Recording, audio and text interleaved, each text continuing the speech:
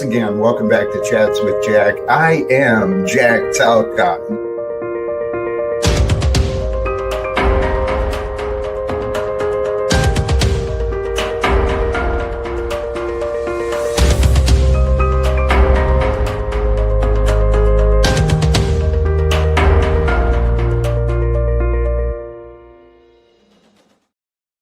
And greetings, blessings, salutations, and love. Once again, welcome back to Chats with Jack. I am Jack Talcott, and I tell you what, man, my heart is just overflowing, as is my mind. I've got so many directions. I want to take our time together. And brothers and sisters, Andy, you said it best before we started, man. Today's going to be a good one. I can feel it. True gratitude to all of you who've already swung through. Machine Lies, my brother. Complexity breeds assimilation. I thought about that and I get it. Yep, I see what you're saying. And the simplicity, though, in the assimilation now. Go, what's on? Well, it's not changing the comments. How bizarre. There we go. that was interesting. Anyway, blessings to all of you already swinging through. I truly do feel like today's going to be a good one. The topic of the stream today, aligning with love. Oh, baby, this Thursday, it is just perfect, man. It is perfect.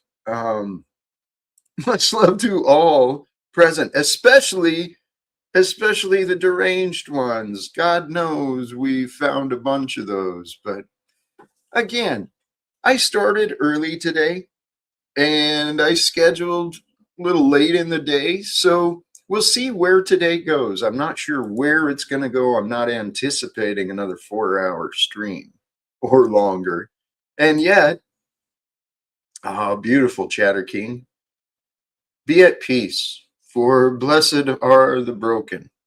And that's a deep one to consider, but thank you, that which is. I ain't no one's fool, but I am who I am, and I am the reason I am.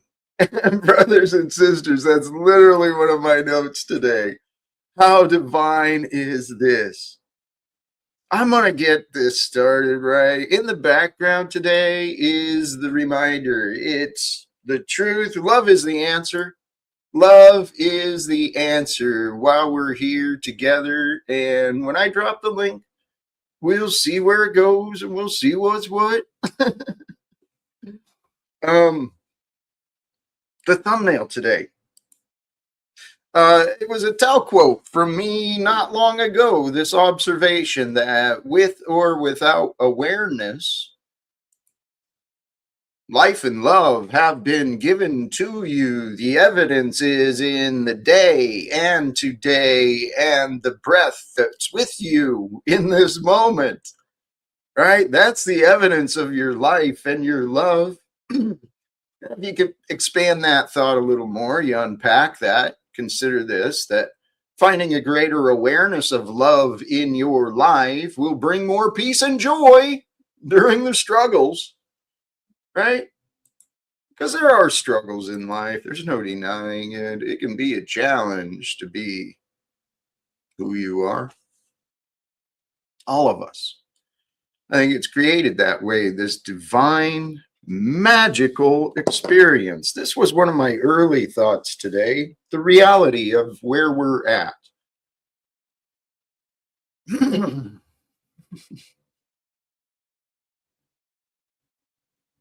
Before I get into the reality of where we're at or why I say these things, let me also address why I am here.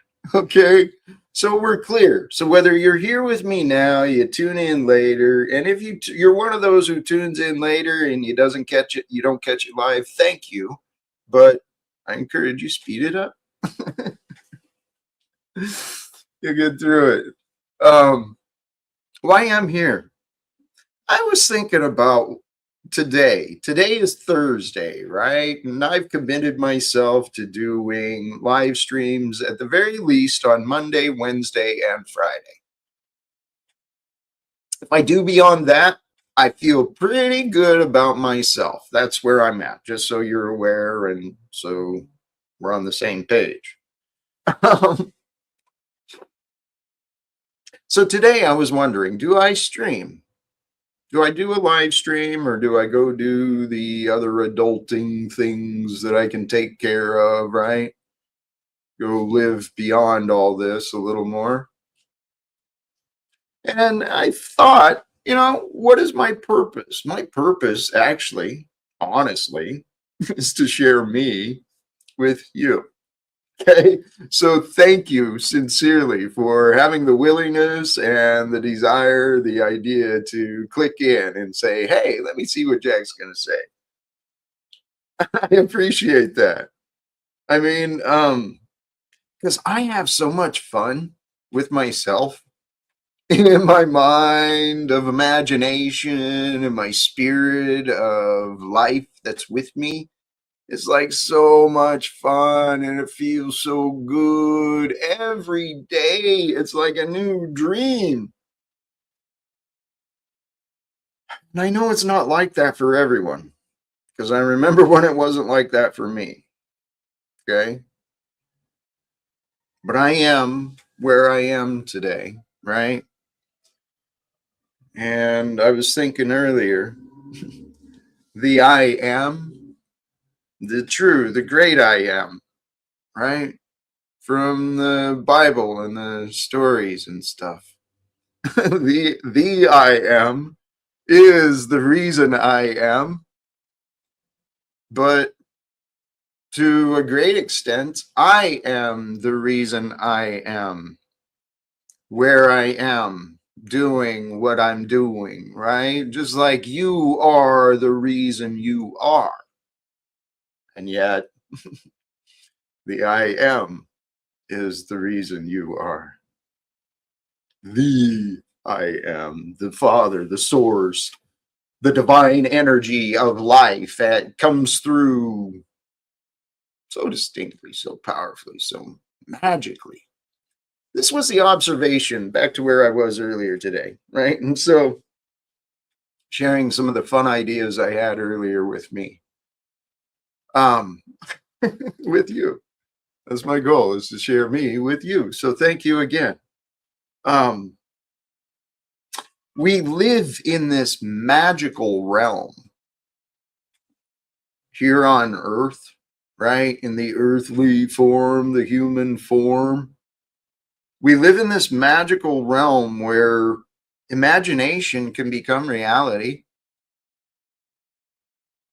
Various ways, various methods, right? What you imagine can become real. And a lot of times, what you imagine is real to you, but it doesn't mean it's real in the world. And that's where the confusion can happen. Okay. It's a paradox, it's a mystery. It's this magical game that God gave us, this opportunity of life. Can you feel the life that breathes you? Right?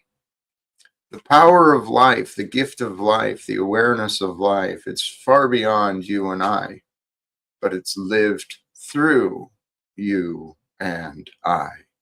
The gift of life is you, just like it's me, man.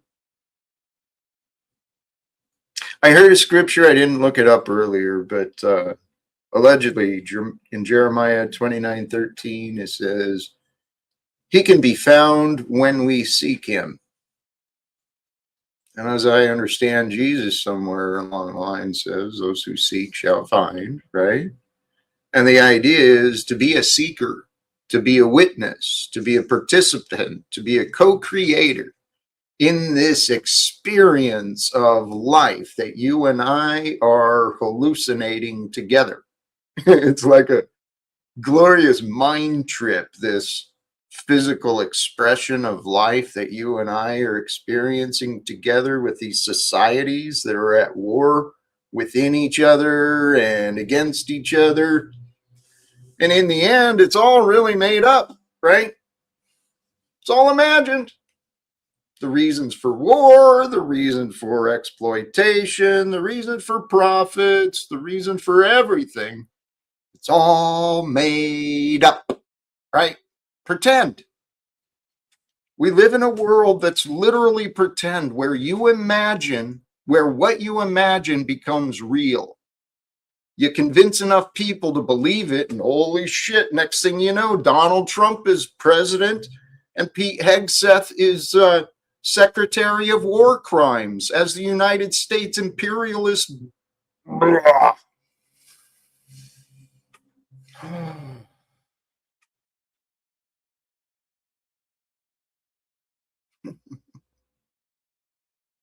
We live in this magical realm where what you imagine becomes real. And children have been taught to believe that they are sinners. People have been taught to believe they've got to obey, they've got to pay, they've got to register, they've got to license. It's like, hold on just a minute. Hold on just a minute. Just a minute. Hold on, right? Pause the bus, brother. Right? Let's see what's getting on, what's getting off. Who's driving this crazy train here on earth? Is it profit and greed? Or is it love and compassion? What's leading you? What is leading you in your dream of life? Where are you at? Are you lost? Are you lost in the dream? Are you lost from love? Are you lost from your life? I used to be. Okay, that's why I'm asking. These are dead serious questions for anyone to consider. Or not. All I know is my purpose is to be here on earth and to be a source of love for others, right? To hold space and compassion for others to grow and learn, just like I was allowed to grow and learn with others, right? It's like you pay things. I don't know if I'm even paying it forward. I'm just trying to pay back to the world what I feel I've received in my education, my life lessons, the blessings I found, right? So, the topic today about aligning with love, it's not a joke, man. Love is not a joke, and it really depends on your awareness. What is your awareness of love within you, around you? I mean, outside of you can be catalysts and reminders for your love, but your true love, the source of your love, the feeling of your love, the expression of your love is in the mirror. Okay, it is you, your being, your presence, your I am. Your I am is the source of you and your love, as the I am is the source of my I am, my beingness, and my love. And I tell you what, I've lived a lot of different ways in this lifetime. I put on costumes and played postal postal clerk and played soldier, and I played all these roles and costumes, and I had all these ideas. But you know what I found? Seriously, the only way to play is with love, right?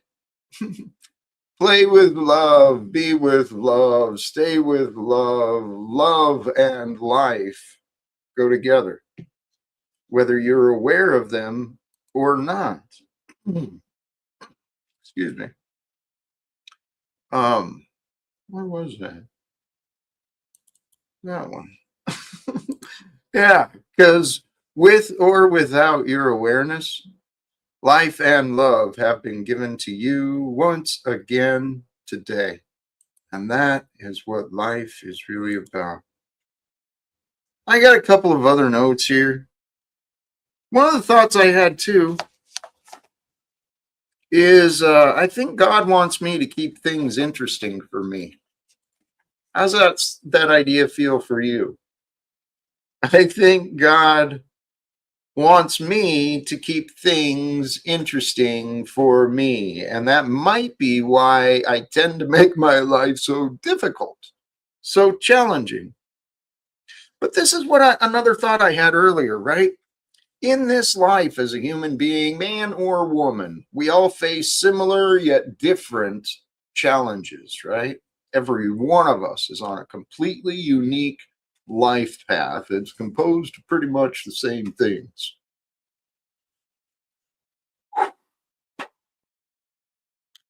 A lot of things are not as difficult as they seem, just as some very simple and direct paths can be quite challenging. Okay, there's no denying that. But you got to accept both are true, right? The simple and direct path might be a challenge, but it's worth it in the goal and the completion, right? Getting things done, moving forward, and a lot of things may appear difficult until you get up close or you take a step into it. Then you realize, oh yeah, there's a path through this that was just hidden. I couldn't see it on the outside until I got within it, right? Into the darkness of uncertainty. I don't know where to go. I don't know what to do. I remember feeling that nonsense in myself in the past, but something I learned by experience, and I want to share this life lesson with you for anyone who's willing to receive it, of course, right? You might just surprise yourself by doing what you previously said, I can't do, right? I can't do that. If you try, you might, right? That's the crazy part about this life is we outsmart ourselves, we outthink ourselves. We're our own worst enemies. We'll find excuses and act like they're real important. They're reasons, right? And then we don't even take a step forward into the forest. We're missing out on all the beauty, the mystery, the magic that life is bringing forth, right? Because that's what life is really about.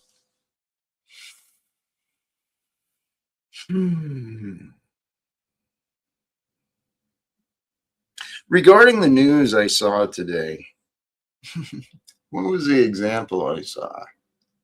I think it's time for our collective society, it's in the world's best interest that we stop allowing corporations to lead the development.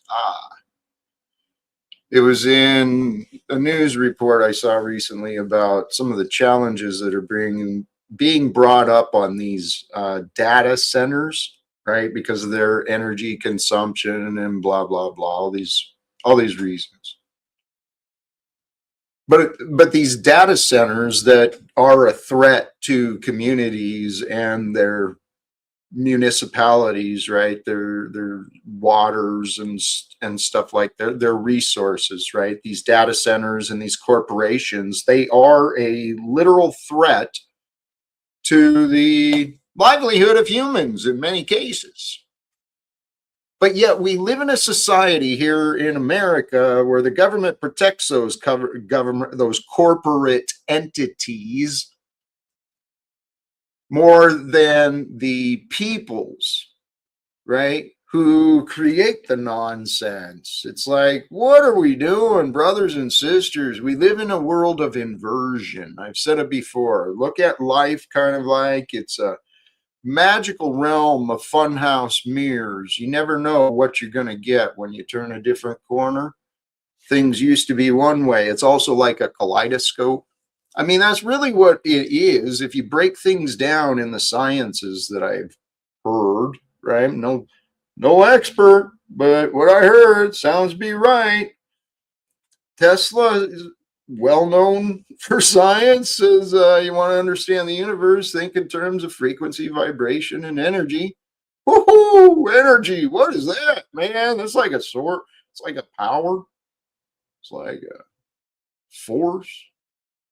It's like whether it's in motion or in potential, right? Energy is what life is all about. And what's more energetic than light, right? Light moving at the frequencies and ways and methods that it does that our science really doesn't understand. I mean, I've heard people theorize, but not in ways that I understood, at least, or the ways that have been confirmed. But the methods and the median from through which light moves through, and the originating source of all these fundamentals of light and physics and chemistry and biology and all the sciences that mankind has studied, right? There's one source behind all that good stuff in the universe. And the source of that intelligence and that order is what I call God, right? So why not? I mean, if you can trust the stories from the Bible, there's been some crazy shit happening here on earth, right? Have you seen the news today? It's like some crazy shit going on here on earth.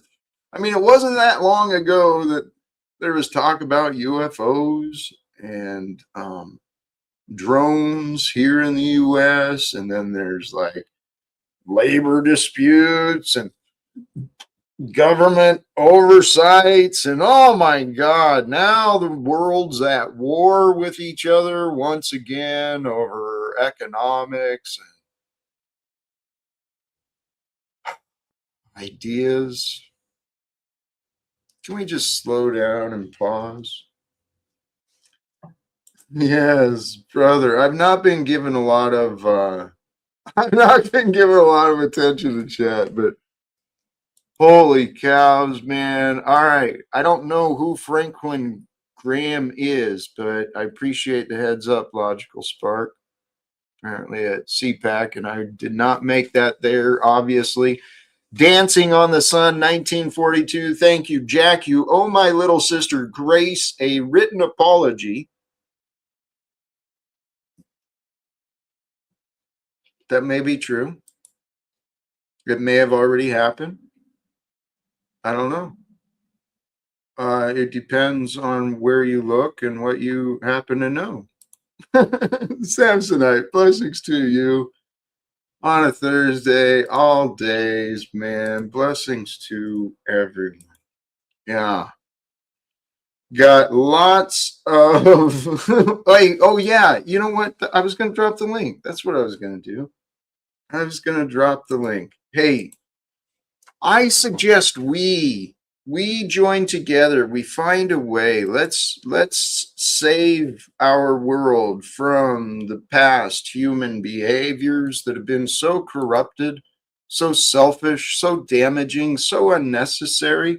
Let's bring forth a greater world together. And the link is now dropped and pinned to the chat for those who are present may wish to help Jack shine greater today. If you've got questions on things you've heard me say, you got ideas on how to make things greater, then please feel free to click the link. Hey, I was checking into, I think his name is Deadman. A little shout out. If Mod is familiar, feel free to drop the link. But uh I happened to catch a stream with Deadman last night, and he was reviewing the conversation with me and the Thorpes, and when I in a different position and a different perspective, I was able to hear her a little bit better, and I understood where the disappointment and offense came from, and so if for those who saw me and heard me yesterday and took my words for what I said, it came across that I felt that she was just using me for content. That's that was not the intent of what I was saying. Okay. And well, I feel better when I apologize for being rude. And if I'm coming across as offensive and rude, which I can be, I don't deny that about me. I don't mind apologizing. I really don't. I've apologized so much in my life, and I have changed so much in my life. I keep using these experiences of humility to keep growing and changing. There may be that aspect, some part, but I'm not going to worry about it. I'm really not. Thank you. Thank you. Hey, we've got a guest in the back, and I know there's support and I appreciate the merge, but admittedly, when I go to update, it makes it, I got to think more about how to update and tag the people. Welcome back, Cracked Flex Cot. Duck. Yeah, can't hear you, man. You're not coming through. Fingers crossed. There you go. There you are. Let's go, baby. Well, let's go. Hey, maybe perfect timing because I think there may be unresolved conversations from yesterday. There may have already been some words said from the chat today. I'm not sure on all the details, but I want to welcome back our brother and friend, Mitch. Welcome back, Mitch. What's up, Jack? How you doing, brother? Hi, I'm great as usual. I know. So where are we at? What's going on with you, man? Oh, I'm just still the same old person I've always been. But I do have ready to go a 12-minute clip of a post-stream conversation with you if you so desire to entertain it. It basically will show your audience how you were acting like you were suicidal essentially and talking about how you've been putting on this fake face and your life's falling apart. So you're suggesting we watch just, and I'm not trying to be judgmental at all, but I'm not suggesting anything. I'm just saying if you want to entertain the truth, you're suggesting we watch something that's already on the internet that we've all seen. It's not already on the internet, and I'm not suggesting you watch it. So try some different rhetoric. You know what, Mitch? You're fascinating. I'm curious. I'd certainly like to review it myself, admittedly. I mean, is it something that what are we doing with it? You can do whatever you want with it. Do you want me to? What are you trying to prove? I mean, actually, this is gorgeous. I was just explaining what it shows from my perspective, but I got cut off. So would you like me to try that again? Please help me better understand. Should I have watched it? What would it show me, please? I mean, I can upload it to YouTube and send it to you so you can watch it in private first if you want, but however you want, man. I think it would be a good opportunity to show the audience how different you are in a private conversation than when you're up here on your soapbox. And from my perspective, it shows that you were acting like you were basically suicidal. You didn't say you were going to kill yourself, but you were acting like you had no reason to live, that you've been putting on this fake face for so long and that it's failing you. You're not making the money that you expected to be making, and your life's falling apart. It just completely contradicts what you sit up here and say every day. And it's a recent conversation. It happened this year. I can tell you the exact date if you want. Yeah. Samson and Mitch, please help me to know, because my assumption is, why share this private conversation? Apparently Mitch wants to prove the prove to the public that I am a false representation of me, that I'm a liar and a deceiver, right? That I'm putting on an act when I go online. Is that fair, Mitch? I mean, it essentially hits the gist of it. I mean, I don't think it proves anything. I think it shows evidence. Can it? Yeah, I don't really believe in proof. I- I mean, it's just my perception, and it's just a conversation that I had with you in the private that you're welcome to share if you want. I'm not suggesting you do it. I'm not trying to force you to do it. I'm just offering, letting All you know right. it's there if you wish to. Thank you. You're And welcome. the same for you, my friend. I trust in the universe and the spirit that moves us all.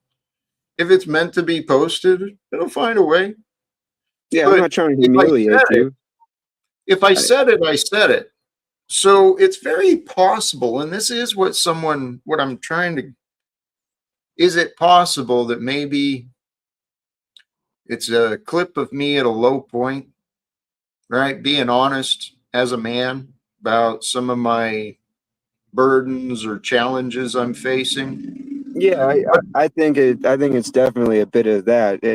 The more interesting and fascinating part to me is how much it contradicts what you sat up here and Right, said that day to right. the public. And Okay. then, so yeah, I mean, I think it is definitely a little look into a more honest side of Jack for sure. All right, here. Hold on, please. I want to welcome back Landry. How are you? Hey, I'm doing good.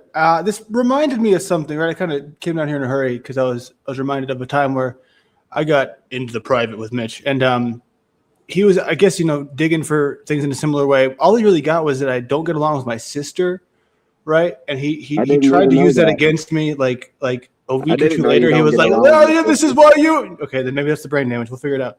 But what I see here is a No, general. just show the evidence. Otherwise, it's just a made up story. What did I? I have Well, no let's reason to make this up, Mitch. let's see where the story goes, Mitch. Please. All Well, right. because my question, right, is like whether or not you remember it. I mean, I can dig it back up, right? But I've heard you say the same thing of like, it's not my job to go back and dig up evidence when I'm not here to. That'd be a really random thing to make up. But when you go after Jack in this way of like, you kind of make him seem like he can trust you, he can like lean on you for a second, just to immediately come back the I next don't day and want say, Jack to "Oh, think he can trust me. I'm not trying to build trust with Jack. well, that's I kind think of implied." I've obviously been an adversary to Jack from day one. No, that's not accurate. You flip flop. You go back and forth. You're No, I clearly commend not you when one I you're can doing trust. good, and I talk about it when you're bullshitting yourself and others. Right. You're clearly loyal to only yourself. Yeah, I'm You've made definitely that not very loyal to you. Right. Yeah, Right. and that's You- I think you Mitch. should be honest Mitch. with people that that's what you want. Mitch. No, Because Mitch. I've never offered loyalty. I'm loyal to Right. God and my family, You not denied it. anyone on No. YouTube. No, you say those things, but what you've proven to me in my experience with you, going back and forth, right? You're not as honest as you claim, and you're not a man I can trust. What am I being dishonest about? Go ahead. I'm waiting. A lot of people keep saying I'm not honest, but nobody can ever point to where I've been dishonest. Are you Well, a kind it could be man? forgetfulness. Can you be kind? Okay, You can that's be. fine. Yeah. Yeah, I can be wrong. I have no problem admitting I'm wrong. but Wonderful. There's difference put you, between being Mitch, wrong raise and the bar. lying. Mitch, can I put you What next to- constitutes? These Can I put you pause. next to the panel? Sorry. What's that?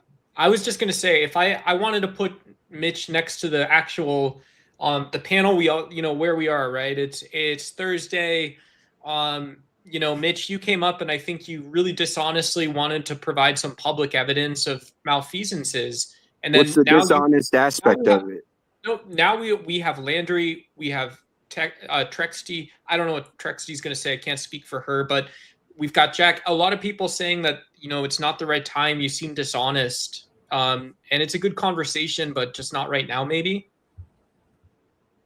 Well said, Doug. Thank you. Hi, Trixie. How you been? It's been a long time. Yes. Hey, how's it going? Welcome, my friend. How are you? I'm all right. I was talking to you earlier. I've got a new phone, so I hope that this is coming through okay. Can you hear me all right? It is. And yes, welcome. Hey, Have you- so Please. oh, So what Mitch is doing here is interesting or fascinating, as you might say. I've seen it before with some of the other helpers. Mitch was saying last night how he comes because he wants to help you. And there's the evidence of the help. He's recording private conversations to have his gotcha moment. What I was thinking was, and I've thought it before, why is it that when you express frustration, that's the real you? You're not. You can't be Jack, who is 98% peace and love, and then fuck it, I've had enough. Everything's pissing me off, and but that's the real you. Gotcha. Right. Thank you. And just for context as well, like I get it that, you know, if someone's on YouTube, you may think, okay, they're putting a persona on. I speak to you regularly, and that is how you are. You are what you are when you show up there, and you don't hide on YouTube as well when you're fucking pissed off. You can be a bitch. It's rare, but you can be a total bitch, and you know it. And that's this bullshit of like you're fake because you showed. Oh, it's just, it kind of pisses me off. You talk about your life circumstances. You talk about, you know, you've lost so much. To me, it's kind of amazing that you aren't constantly bitter and bitchy. You're the polar opposite of that most of the time. And once in a while, because it's almost like you're a human being. Almost. Well, you know, let's not get carried away. But yeah, so I just find it kind of, yeah, fascinating. Thank you.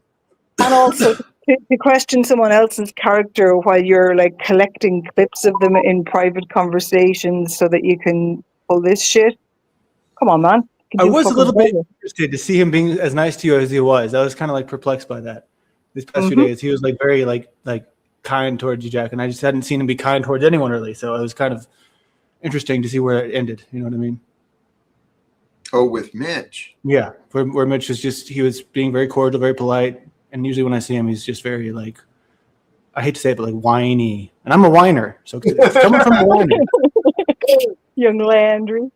I didn't realize he was such a bitch because I've only seen him a few times, and he's kind of smiley, and he comes up and I've seen him. He's kind of contrary, and he'll disagree over stuff. But I've never seen that level of venom. He came in tonight swinging with the bitch mode engaged from the second he arrived, and it's weird. Well, there was something unresolved yesterday near the end of the stream. I don't even remember what the conversation was, but Mitch is a wonderful part of this community. He is a man who does care. He cares about rights. He cares about freedoms. I'm pretty sure he's an animal lover as well. Tries to be pretty reasonable. He can do better. What's that? He absolutely can, and I'm sure he does do better, so hopefully he will again. And that's the hope.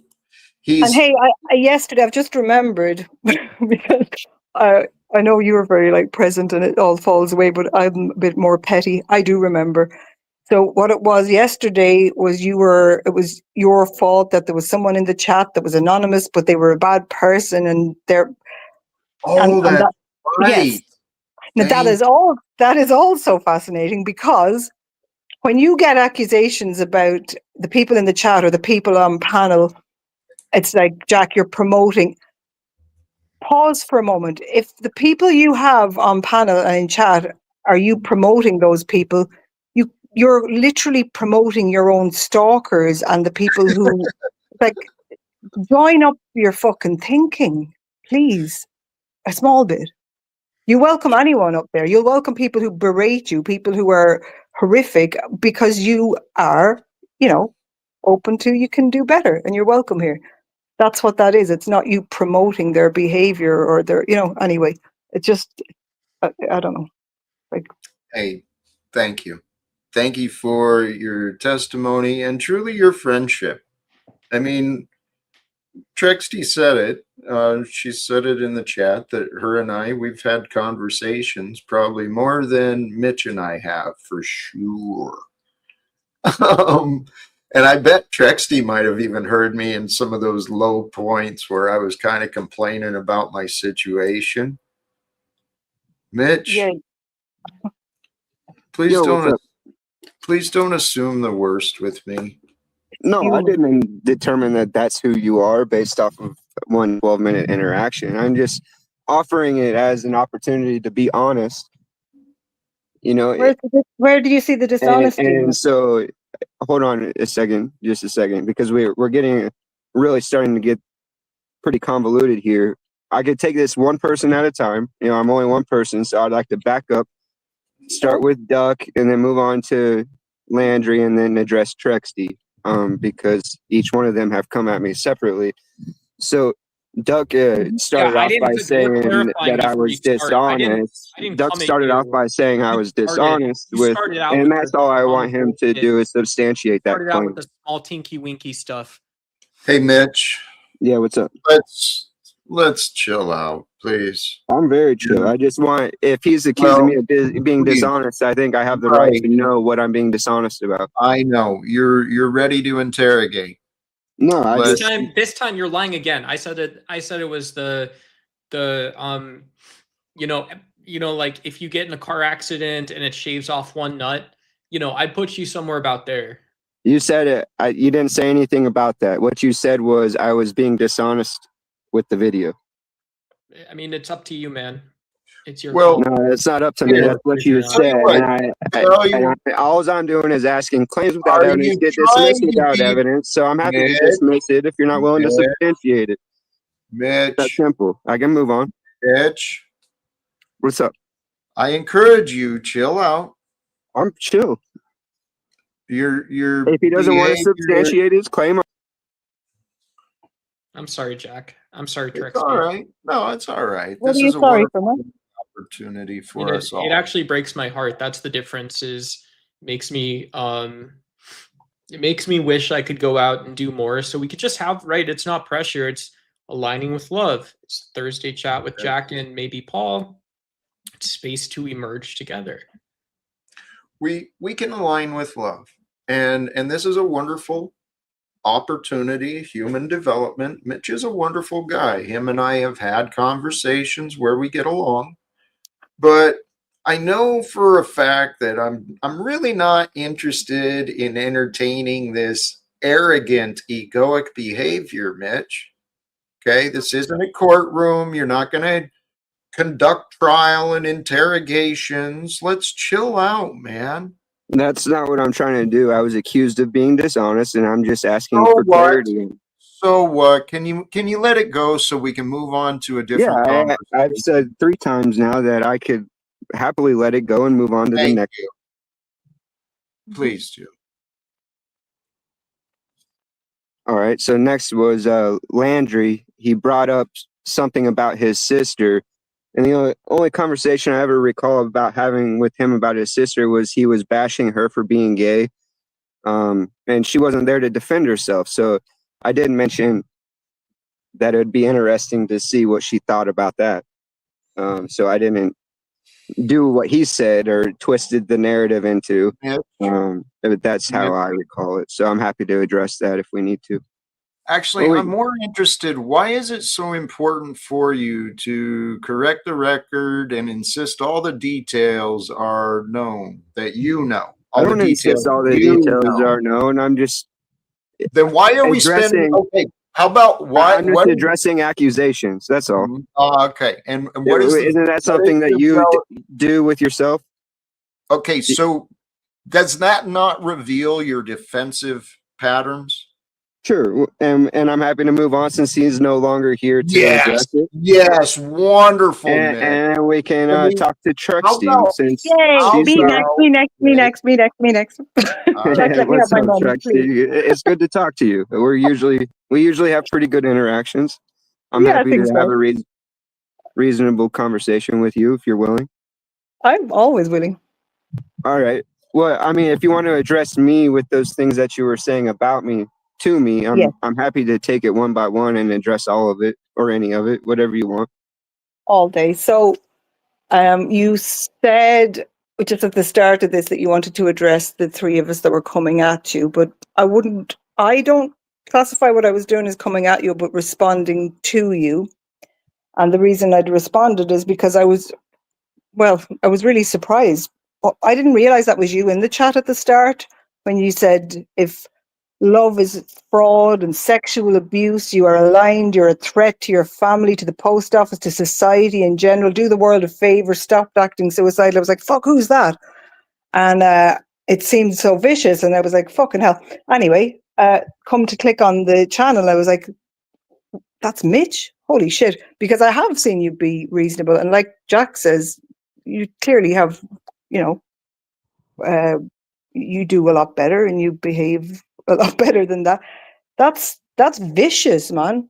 And to come in here then and be like, people are coming at me, that's a level of coming at someone that I would do if they were like, well, if they were dangerous, awful, a menace to society. Yeah, I'd come at them like that.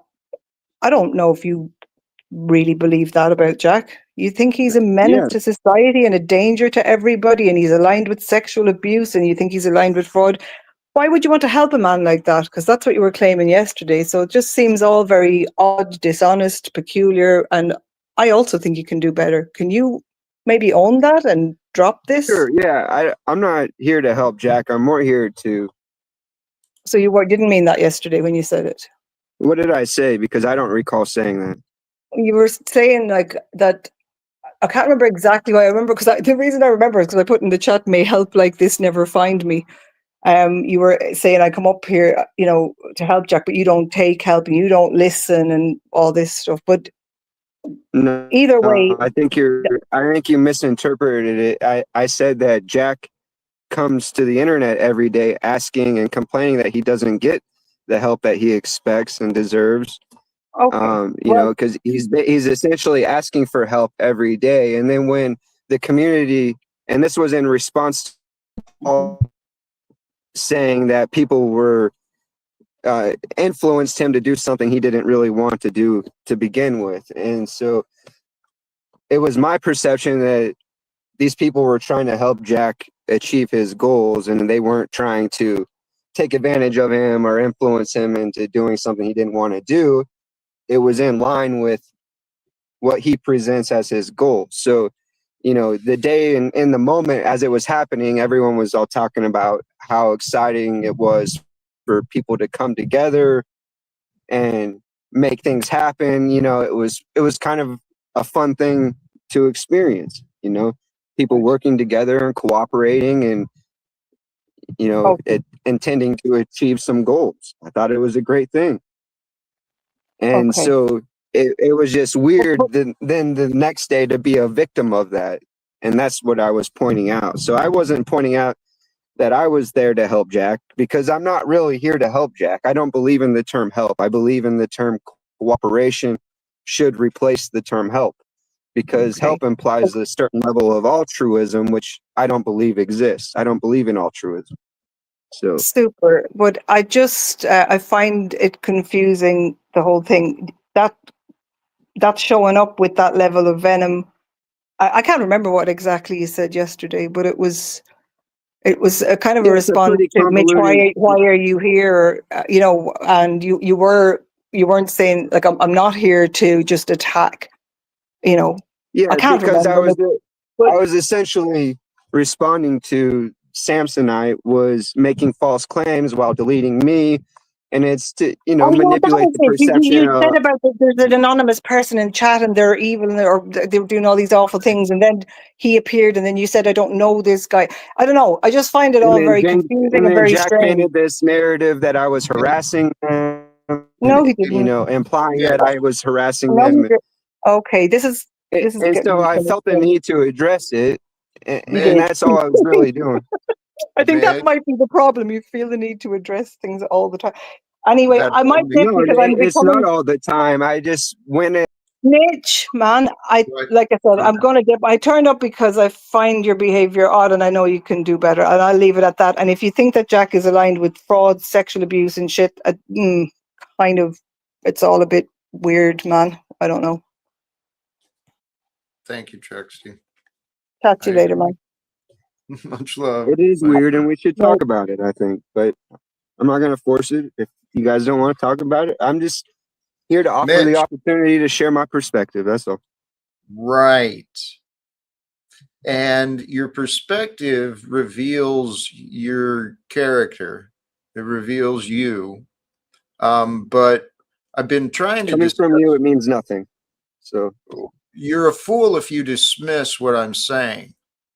well, it's been dismissed. You can label me however you Okay. want. Then depart. I've got nothing for you. I'm done dealing with that. Trexie, are you still here, or I threw you in the back? But Throw me in the back. How dare you? I actually thought you were leaving. I thought Well, that's what no, you like, were doing. okay, Mitch, I'll stay, and I'll. No, okay. I'm dipping. Trex, do you think just one last question maybe before you go? Sure, man. I'm wondering if we do have space to emerge together. Where do you put us? Where would you maybe put me if we're talking about things that we did well today, things we're doing well today, and maybe things that we're going to work on together into the future? What are those like? I mean, my commitment to the merge thing is really terrible because all I did was change my username. So I just did that because I think Paul mentioned it and I was trying to be witty. But I think you and people who were on panel, if you collaborate with Jack and Paul, I think good things will only come from that because you've got a good heart. Yeah, I love it. I love it. Yeah, man. I I'm do going to too. dip for now. Thank See you, ya. Trex. Later. truly Love you. appreciate Bye.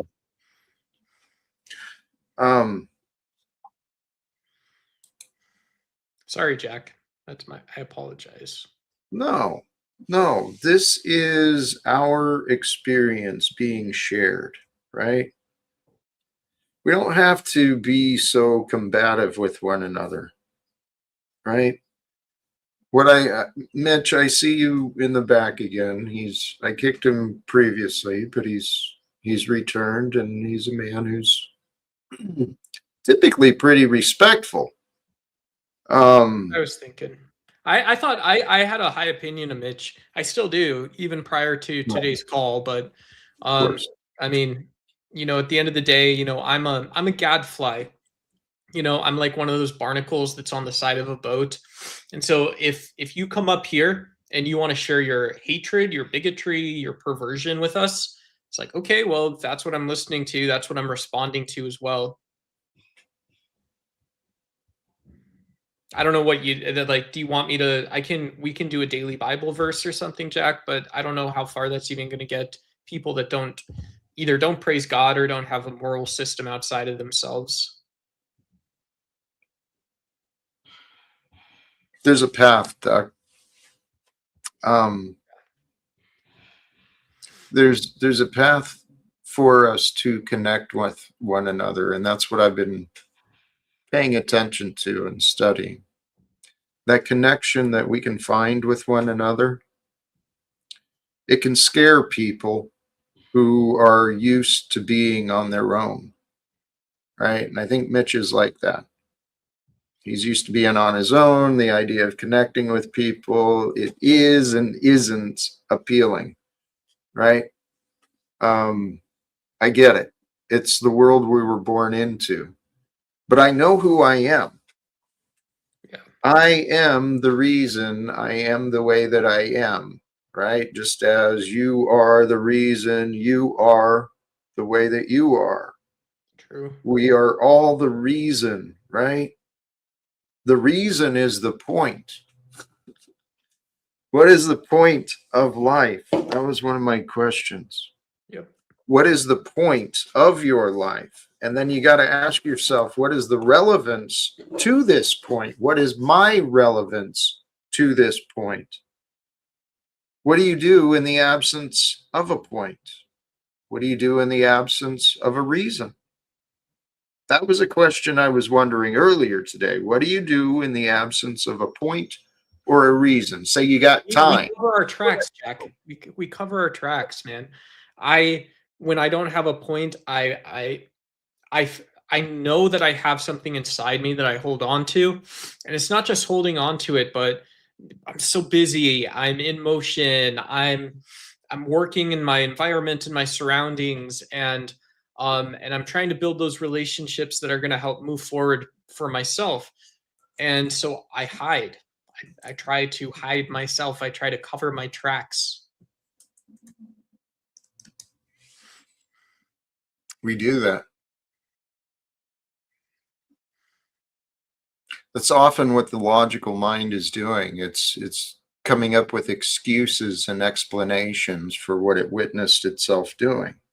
It's brilliant how we're designed, right? Truly, the human being and the human mind, it is magical. Guys, we literally live in this magical realm where each day we get to do whatever we want, right? Whatever we can think of, whatever that's available to us, whatever's near us, we can do whatever we want every day. And we live in this magical world where children and adults have been conditioned to obey. Well, as long as you've got to obey, you've got to remember, right? This is what I did as a soldier, as a postal employee. I was paid to remember the rules and enforce the rules and obey the rules that I was told to remember. It was like, Yeah. but I got a paycheck, right? But Jack, you also went through that experience where, to some extent, everyone that I know that lost their individuality and their personhood a little bit. You become something different.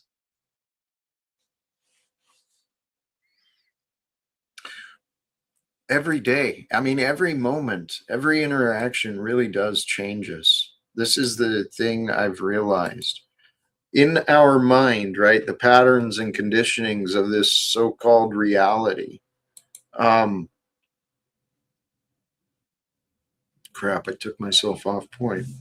I lost where I was. Crazy, man. There's always this weird thing where it's like, and I've been wanting to say this, where it's like, okay, if there's an infidelity, or it's like, can you imagine, you're the child that was conceived in Abu Ghraib, right? That's who you are. That's actually who you are, right? That's what it's like. And so we put these absurdities that come from an absurdity, but can only be rooted in love because of how the universe is. So we assume that this is still what love is. This is what love looks like. And we don't find the version of God that makes sense for us in that ever. Not even once, not even a little bit. Many do that. I mean, I think you're right. I think many it disconnects us, right? When you see it, it disconnects us. There's many who are disconnected.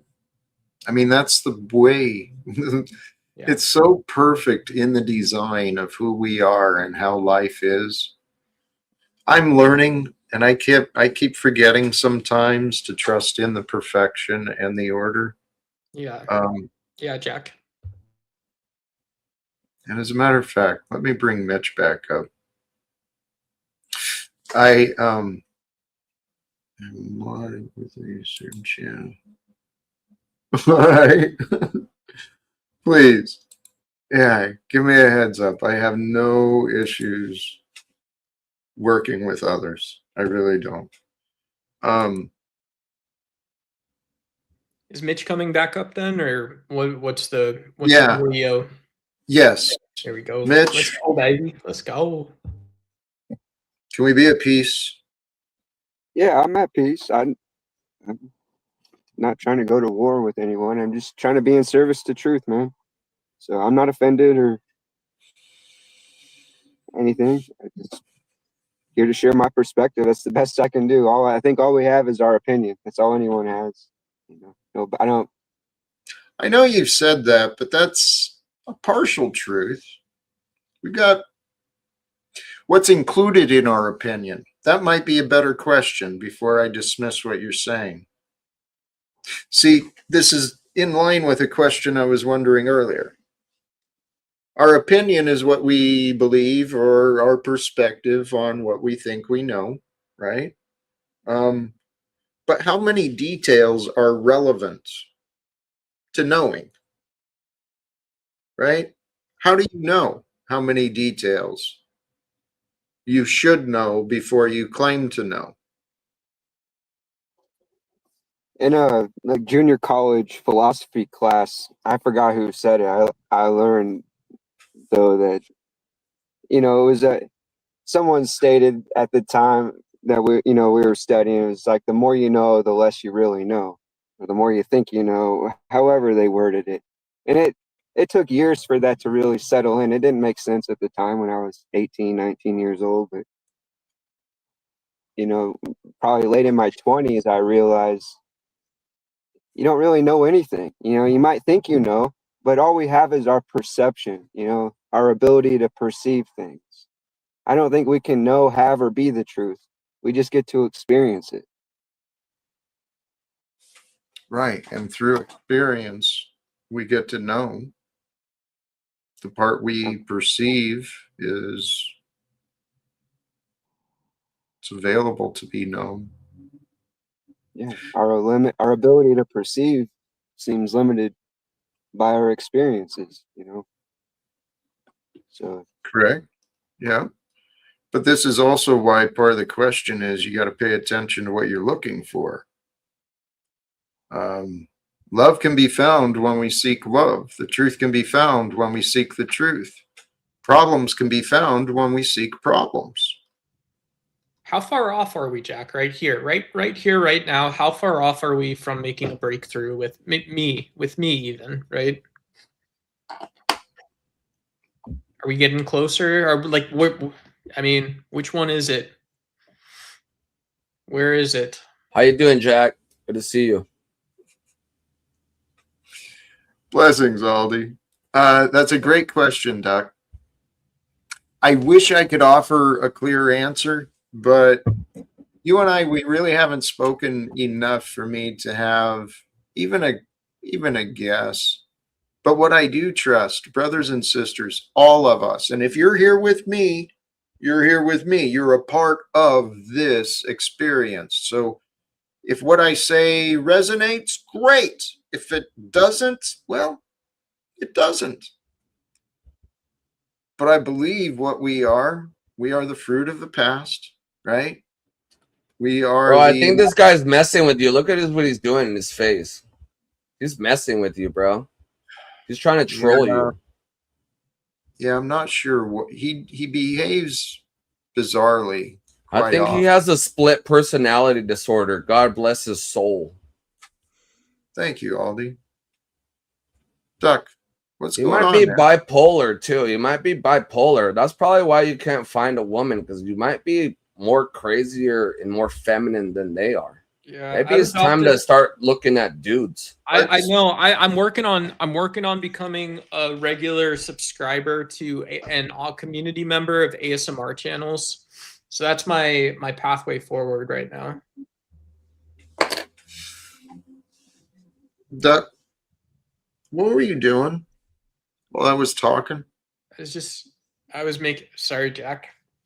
I can go to the back for a little bit if you want, or get kicked. Well, was there a reason? Was there a point?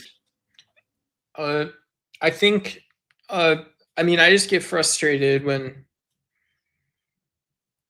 about kind of life in the state of the world. He was giving you some great advice, and you're over here just trying to play around. Really, really, man. Usually, that's not cool, man. Thank you, Aldi. I'm just curious if you were tuned in or not, Duck, or if you had maybe shifted to another line of thinking in your mind. I definitely lost a little bit of the context. I think that's what happened. Yeah. Okay, so Duck, let's swing back. You said you had asked a question related to you. Are you ready for a breakthrough? I really need one and want one. I see that. I trust in that. Let's assume it's happening, right? Let's assume that the spirit with you it's growing, right? These conversations today, bringing your attention to the disassociation, right? You're detached a little bit. Yeah. Is it okay if I agree, Jack? Can we have a moment? Can I have a moment with you with this? Please. Okay, I agree. This is beautiful, man. Thank you. That's a great reminder. Thank you, Jack. Your agreement and You can say cooperation. anything to me. You can literally say anything or tell me to go do anything right now. I think you just need to settle. Okay? Settle into where you are here and now. And that's seems illogical, right? Because you got so much to do and so much to accomplish for a breakthrough, but it's not that way. The way I interpret that is I create my own friction. That's what I'm hearing from Yes. you. Yes. Well heard. Well heard, brother. See, this is what I mean. God is growing us. We are in our own individual path of development and maturity. Hey, welcome back, Landry. How are you? It's good to be here, Jack. Thank you for letting me back. I'm not sure what you guys are going on about here, but it sounds good. It sounds pretty. I'm gonna be the oddball. I got to work on some stuff. So Jack, you can throw me in back, or I'll just be off cam for a second. Hey, no worries. Nobody man. is trolling you, man. Thank you. Where's Pack? I don't know.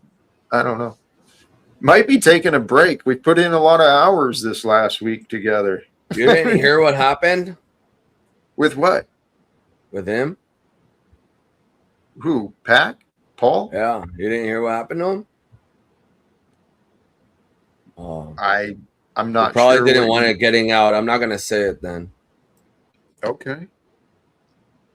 Since yesterday, something happened? Yeah, it's tragic. I don't know if I follow. That's all God right. bless his soul, basically. And are you guys close? I've known him for 6 years.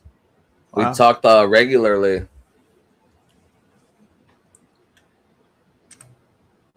You and who talked regularly? Just so we're clear. Pat. Pat. I don't know that we're talking the same individual. It might be the wrong person. Yeah, it might be the wrong person. It might be the wrong person then. My bad. Okay. All right. You had me wondering, brother, but blessings to you and whoever you were referring to, right? Ooh, interesting what El Perro says. You're an alleged P bomber? Allegedly. I don't disrespect Jack's panel. He's a man of Christ, and I respect that. Thank you. And he's a former alcoholic, and I'm struggling with alcoholism. So I like to listen to him speak about his troubles early on, and it makes me want to stop as well. You know what, Aldi? Thank you. Respect to you, brother. Yeah. When you're I ready. feel similarly. Hey, thank you. Hey, Zeb, Sincerely. I just want to speak up real quick. Everyone's okay? Sorry, checking on it. Thanks, Yeah. Doug. I feel similar good. to that. Yep. There we To go. you, Aldi, is that in the past I have to some extent struggled with the drink, and I've rationalized recently. I've justified it in my mind that I can get drunk once a week, and it's okay somehow, you know. And but It doesn't. It's not okay. It's hard. Once a week is kind of Right. crazy. You know what I mean? Because if you just drink for once a week, you're gonna go on a crazy bender. Like fuck it, I'm only drinking once a week. Fuck it. That's right. That's Oh, right. man. Save it up. I save it up and then let it out, and it's not Dude. it's not a Yeah. great pattern. I'm going down the wrong road, man. And Jack has really helped me out with a lot of this shit, low key. I just Yeah. didn't ever want to admit it because I thought it would make me seem Hey, weak. you come up here with a tall boy though, right? So Yeah. so I mean, you're gonna ask. Yeah, because I'm an alcoholic. I'm No, a dude, struggling alcoholic. That's what I said. You're loved though, man. That's the other part of it. Yeah. Hey, Aldi, Yes, talk to me. as Duck was asking earlier, I hold in my heart from what you said and what I've seen, right? You're ready for a breakthrough yourself. While you're enjoying the tall boy right now, I think, you know, different options, different paths, different choices. I think they're going to seem more appealing to you very soon. Because I that's appreciate that. Hey, You know what I recently watched? I watched the because I heard that the Mel Gibson's making like 2 new movies next year. The Passion of the Christ, the Resurrection, and he's making another one too that comes out like before Easter. So I recently watched the Passion of the Christ, and I will tell you that movie kind of made me want to move differently. You know what I mean? It's a great movie. It teaches you. You know what's crazy is like I would really wish that he didn't wait until next year to drop it, because at the end of the day, the way the world is going right now, if he were to drop the Passion of the Christ, the Resurrection, it would change the whole world right now. It would wake people up and see that Christ is king. You know what I mean? yeah, that movie, the one he already did, was powerful. Yeah, I recommend you guys watch it tonight. Honestly, it's very good. I didn't mean to interrupt you. What's up? No, that's all right. Have you come across this yet? The Chosen? No, I Hey, haven't. I pulled up the wrong one, man. That ain't what I wanted. Wait, oh, it is. It is The Chosen. What does this guy do? Like, oh, he's a YouTuber. Well, in my opinion, I don't really agree with this because he's making money off of that, which is kind of crazy. Oh, he's making YouTube money though, man. This is $2 supers. This is, you know, $5 memberships that get canceled after two or 3 months that he pays. You know, no, I'm not talking about Jack, dude. Are you talking about Jack? No, I'm talking about this website he's got right now. Okay. Yeah. It's the whole website, dude. Yeah. Yeah. I'll tell you a story. When I dated so like when I was like 18, I had a girlfriend and I ended up cheating on her with her best friend. And like the girlfriend at the time, like her parents, they loved me. They had dinner ready for me every single night. And then I cheated on her with her best friend, who was like, her family were like literally like out, like they would go to church every Sunday. They were very religious, all of that. And they hated me because I was dating their like daughter, and they thought that I was living a life of sin. Did you fuck her? How many times did you fuck her? Please stop. Dude, please. That's not appropriate. You're being inappropriate right now, man. Yeah, I was trying to follow. And what was the what's kind of the point of the story? Can you continue? The point of the story is when I would go to church with her and her family, after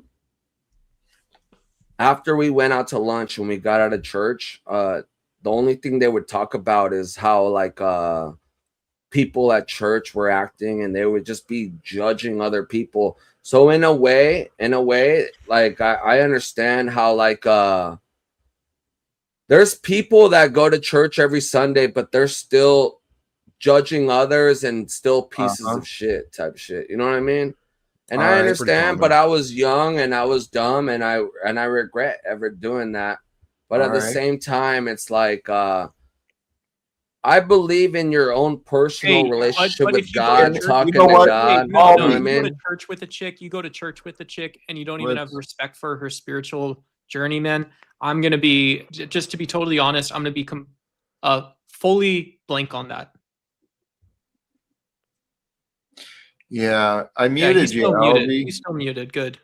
Yeah, I muted you, Aldi, because It's all right. It's good. It's all good. You said a lot, and I'm not sure if where you were going to ever land it. Okay. Well, basically, Um, what I was trying to say is like I do believe in God. Christ is Great. King. But I Great. also believe that just because you go to church every Sunday doesn't mean you're a good person. Great. That's what I was trying to Great. land. Okay, great. You found some beliefs. You got some ideas. I don't mean to be rude, but Oh, you're not congratulations. being rude at all. You're not being rude at all. Hey, Jack, yeah, I gotta go. Jack, I gotta run. I don't mean to get in between you and Aldi, but just Yo, where I Crack, settled, you try to like my own troll, bro, and breakthrough. it didn't work. My own So get the breakthrough fuck is out that of here. I got to go cook some food, and I'm gonna be in the Wow. audience. I think one of the things I need is self-forgiveness, giving myself that space that I need to kind of get through things, and becoming the parts of the world that I love is maybe like a small bite that I can take off right now. I love those conclusions. Brother, you're on a great path. Thanks. I I might go watch ASMR instead too, just because. And you're in the right place. Yeah, no, it's Good to praise see you, be, Doug. man. Thanks, Doug. all right. Good to see you. Blessings, brother. Holy cows. Praise If I be. Please go ahead, Frank. did you have anything right away, Jack? No, If go not, ahead. there were a couple of ideas I wanted to bring forward from earlier. I was listening to the conversation for a while, and one of them was just a brief experience that I had with meeting my guru. And you've probably heard the expression "never meet your guru," right? Have you heard that? No.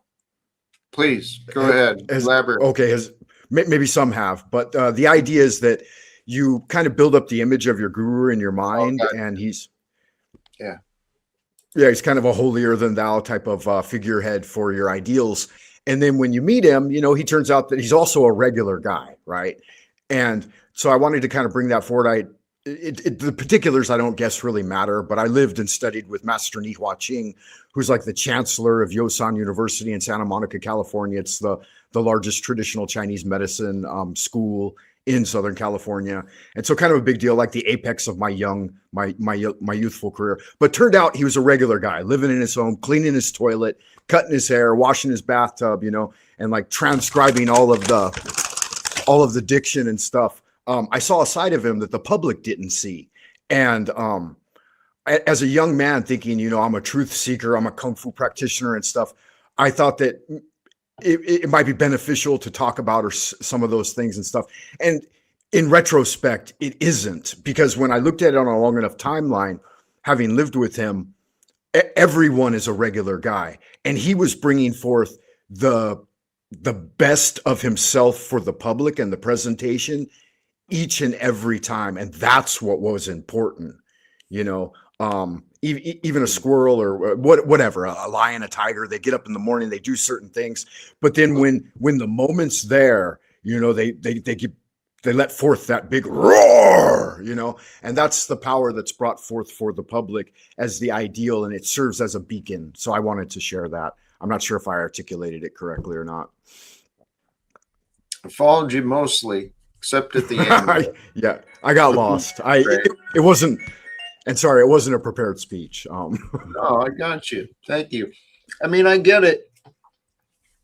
In life, we do. We have this potential, this tendency to idolize people, place them on a pedestal as though they're so much greater than us. And in ways, they might be, right?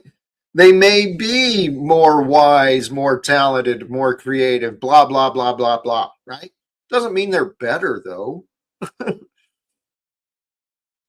I used to do that a lot. I think a lot of Christians have done that with Jesus, placed Jesus on a pedestal. And actually, I think that's where conversation Aldi had brought up originally was about Passion of the Christ, about Jesus. And I tell you what, I do recommend this series, The Chosen. It's free online. I'll check it out for sure. It's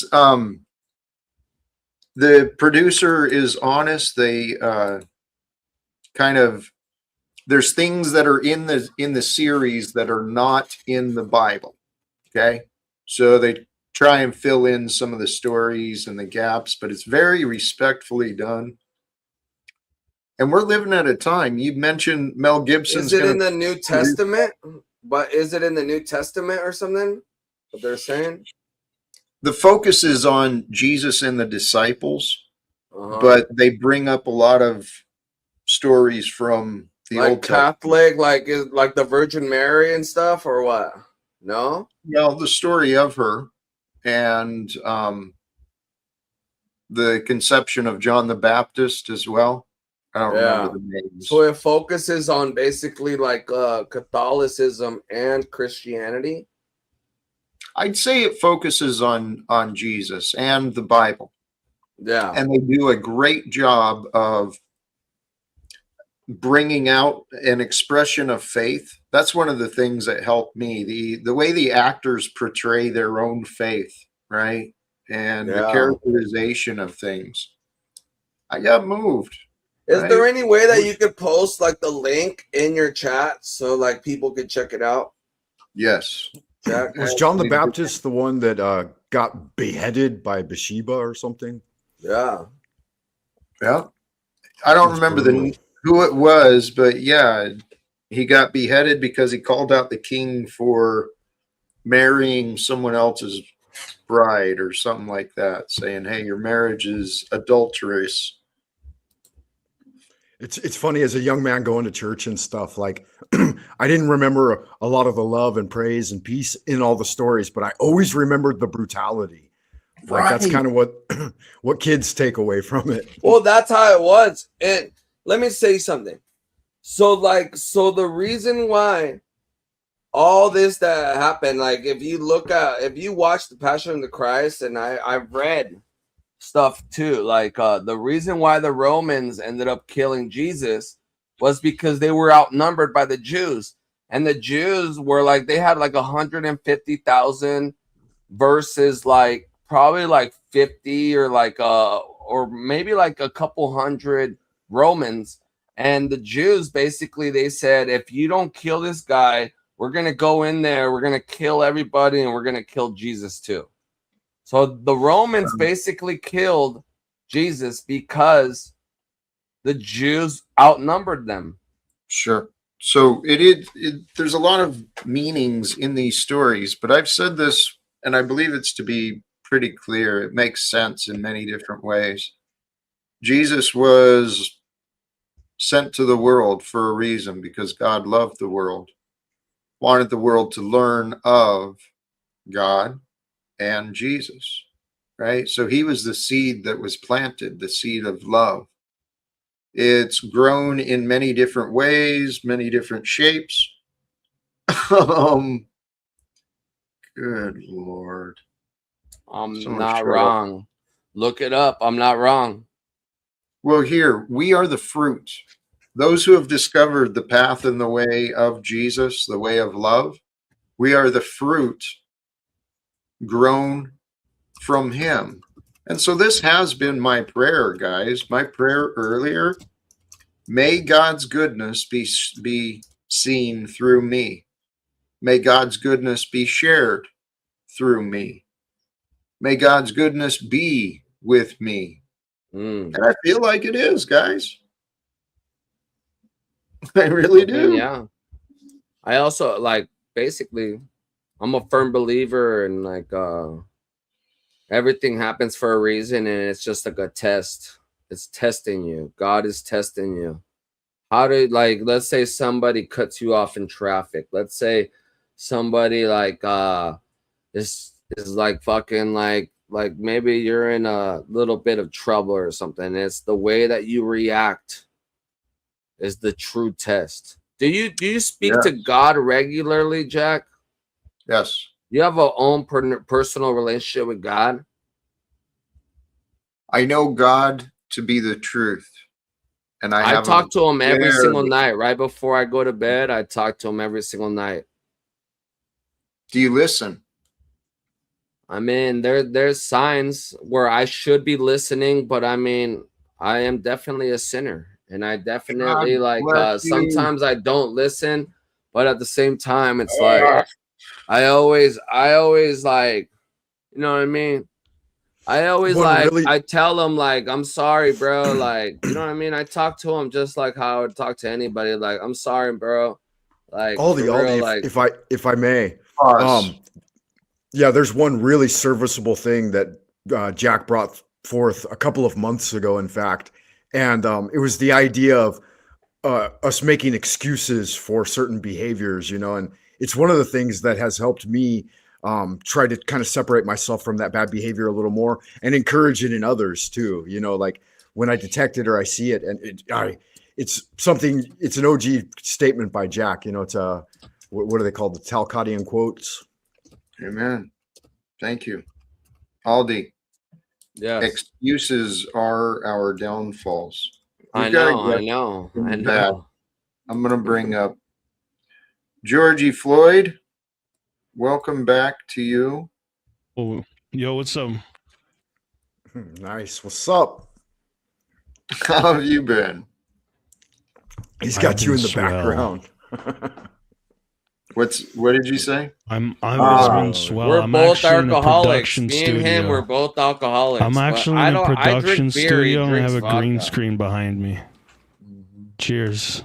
That's my name. That's why they call me Georgie Floyd. Signal. This shit puts its knee on my back. For real. No, you're doing that to Sig, yourself. come on, Sig. Jack, You guys- I need to use the restroom. Let me turn off my camera. I'm gonna use the All right. restroom. Feel free. Thank you. Dude, that the booze doesn't have its boot on you, brother. You've got your boot on you. I didn't say it's boot. I said it's knee.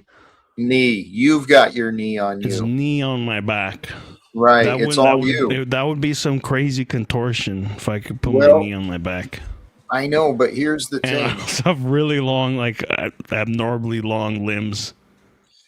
You willing to answer some questions, some thoughts of the mind? You might be too inebriated. You can interview Georgie Floyd. Yes.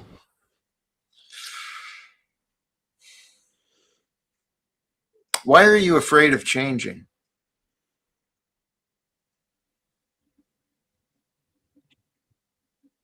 I'm changing. I went from pints to half gallons. Bang. Oh, dear Lord. Okay. You are changing. Why are you self-sabotaging? What are you feeling guilty or ashamed about besides the drinking habit? I'm just that nigga. Tell you what, Something's got to nerf me. Something's got to nerf me.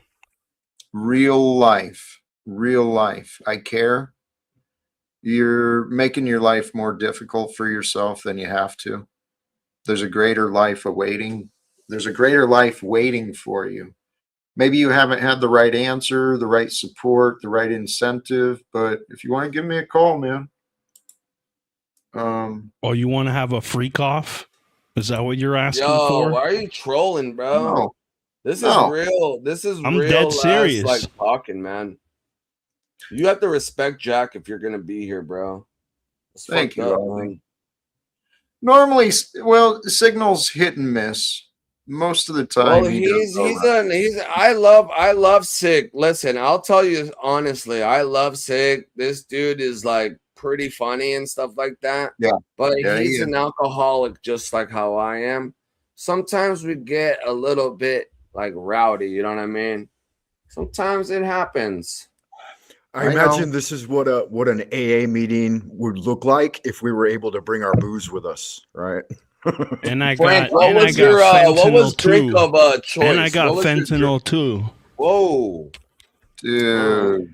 Hey, you know My drink of what? choice, That was whiskey. weed. That was weed. It wasn't fentanyl. Bang. He's joking. Come on, Jack. Don't kick him Thank out. you. Thank you, Aldi. Frank, was what joking. was your beverage of choice when you were drinking, Frank? Whiskey. Ooh, what about you, Jack? Yeah, at the end it was vodka and whiskey. Vodka and whiskey. Ooh. Yeah, I could never stomach vodka, but whiskey. Bro, this guy Jack, this guy Mitch Lovin, he's driving around and he's hitting a weed pen. If he crashes into a family of 5, it might be your fault, honestly. That's not cool, bro. You shouldn't be driving under the influence, Mitch Lovin. Pay attention to the road, dude. I'm I sitting think in there a are driveway, bro. disclaimers in place, though, Yeah. that, you know, like He's not traveling. This dude's not even looking. What do you mean there's cameras? What, he's got screens on the floor of his car?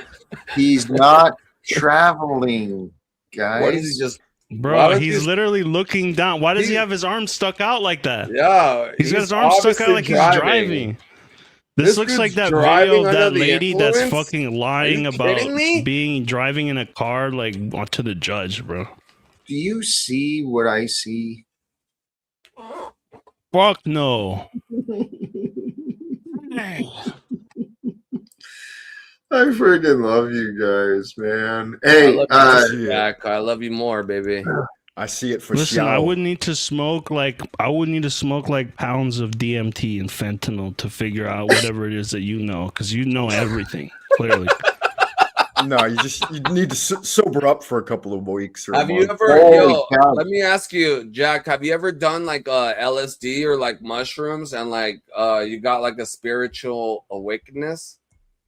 You got an ego death and stuff too, or it confirmed to me what I suspected: the illusion of this experience. That's what it showed me. Showed me nothing's real, man. Nothing's real. It's just a hallucination, dude. Nothing is real. The only thing that's real is Israel. Which is why they kill everyone. Bang. It's like a simulation. I think that like shit is a simulation too sometimes. You know what I mean? It is. We're simulation of life. We're here to go through the fire, you know, figure out what it means to be authentic and to live and love authentically. So we go through the fire. We're refined as we go. And I want to swing back. Aldi, Signal, swear to God, guys, the little bit I've seen of you, like you mentioned, Aldi, Signal's funny. You're funny. You guys got great senses of humor. You're sharp. You got good minds. My mind, I can't tell you the difference. Once I stopped drinking and I sobered up, my mind started seeing things different. It's like, holy shit, man. Yeah. Yeah, I do that every like couple of months. Yeah, every time I know exactly what you mean, Jack. Because after a bender, I'm like, we both do that. We both do that. I hope I didn't like it when the worst feeling is not remembering what you did last night and people just be telling you like, bro, you know that you like did this and that and the third type of shit. You know Jack, what I mean? To address it, like that's fine and dandy, but then later on, the doldrums come back, and there it is again, that over oppressing everyday commonplace. And you're like, just fuck, give me some whiskey, you know? How do I get through all this again? Give me some fentanyl. No, what do we do then, Jack? What do we do then? Let me say one thing. You know, maybe some people just do a little bit of fentanyl sometimes. Why is that? Why is that so bad? Okay. All right, Signal. That was funny the first time, but come on, you can't repeat the same joke. Stop being weird. No, let him back on in like 2 minutes, bro. He's gonna cool. He's gonna cool down. 2 minutes, Jack, please. Anyways, Jack, let me go back to what like something that you were saying. Let me say like one more. Let me ask you something. What do you think about like aliens? You think that they're fallen angels? It's possible. Like fallen angels, like demons, because demons in the Bible, it says that demons are like they're smarter than anybody. Type of like kind of like how the AI is, and how have you heard about like Peter Thiel, how he's trying to like He's trying to put a demon. He's trying to summon a demon into an AI body. Have you heard of that? I know there. God is revealing to the world a lot of the sickness that's been going on, right? Mm-hmm. Peter Thiel and many of these tech boy billionaires, you know, that are all buddied up with J.D. Vance and Donald Trump and the Secretary of War Crimes, Pete Hegseth, right? All these guys are intertwined. Guys, this is a real life battle for the future of humanity. Amen. And you asked originally about aliens. I actually do believe in the infinite universe, multi-dimensional, intergalactic beings. I think it's all possible, man. I know the government and media have been lying to people. So why not? I mean, we've got, for those who have heard the name, Stephen Greer and the, what is it, the fifth? Close Contact of the Fifth Kind. CE5. Thank you. Yeah, the CE5. Frank W. Frank. He knows his shit. Yeah, I've done it. Have you? No. Did you experience any experience or witness any results with it? I did. Yeah, there were some lights on the horizon, but it was later when I went to sleep and I fell into like what the mystics call the sleep of Shyamalan, and the three amigos showed up, like their disc appeared outside my window. Of course, I was dreaming, but it was like sleep paralysis. Sleep paralysis. Right. Well, the first part was done during waking state. Like I saw some things in the sky and stuff, and I felt you were like glued to your bed. You were glued to your bed. You couldn't move, huh? But you just could see everything. No, there's two parts I'm discussing. Anyway, I did the practice, and it was outdoors, and then I did see some phenomena in the sky. You know, just whatever it is, like some flashes. I don't want to get deep into that part. The part that was important was the three, what I call now in retrospect, the three amigos showed up, which were basically like three little grays, you know, as you might describe them. But again, it was in a dreaming state, but I knew I was on my bed. My wife was next to me. The takeaway was like, they seemed to be trying to like telepathically manipulate my mind and stuff while I was asleep and in sleep paralysis. And I called out to Jesus, and I called out several times, and I take with it what you may, but they laughed at me and they said, your weak God has no power over us. And then I started to invoke the name of Jehovah, and they immediately shrank, like their entire forms withered into like disintegration. And the guy from the ship yelled out to the other one telepathically, "He knows." And then they withdrew and they got back in their ship and bailed, because they seemed somewhat malignant at the time. It's kind of hard to describe, you know, but it is what it is.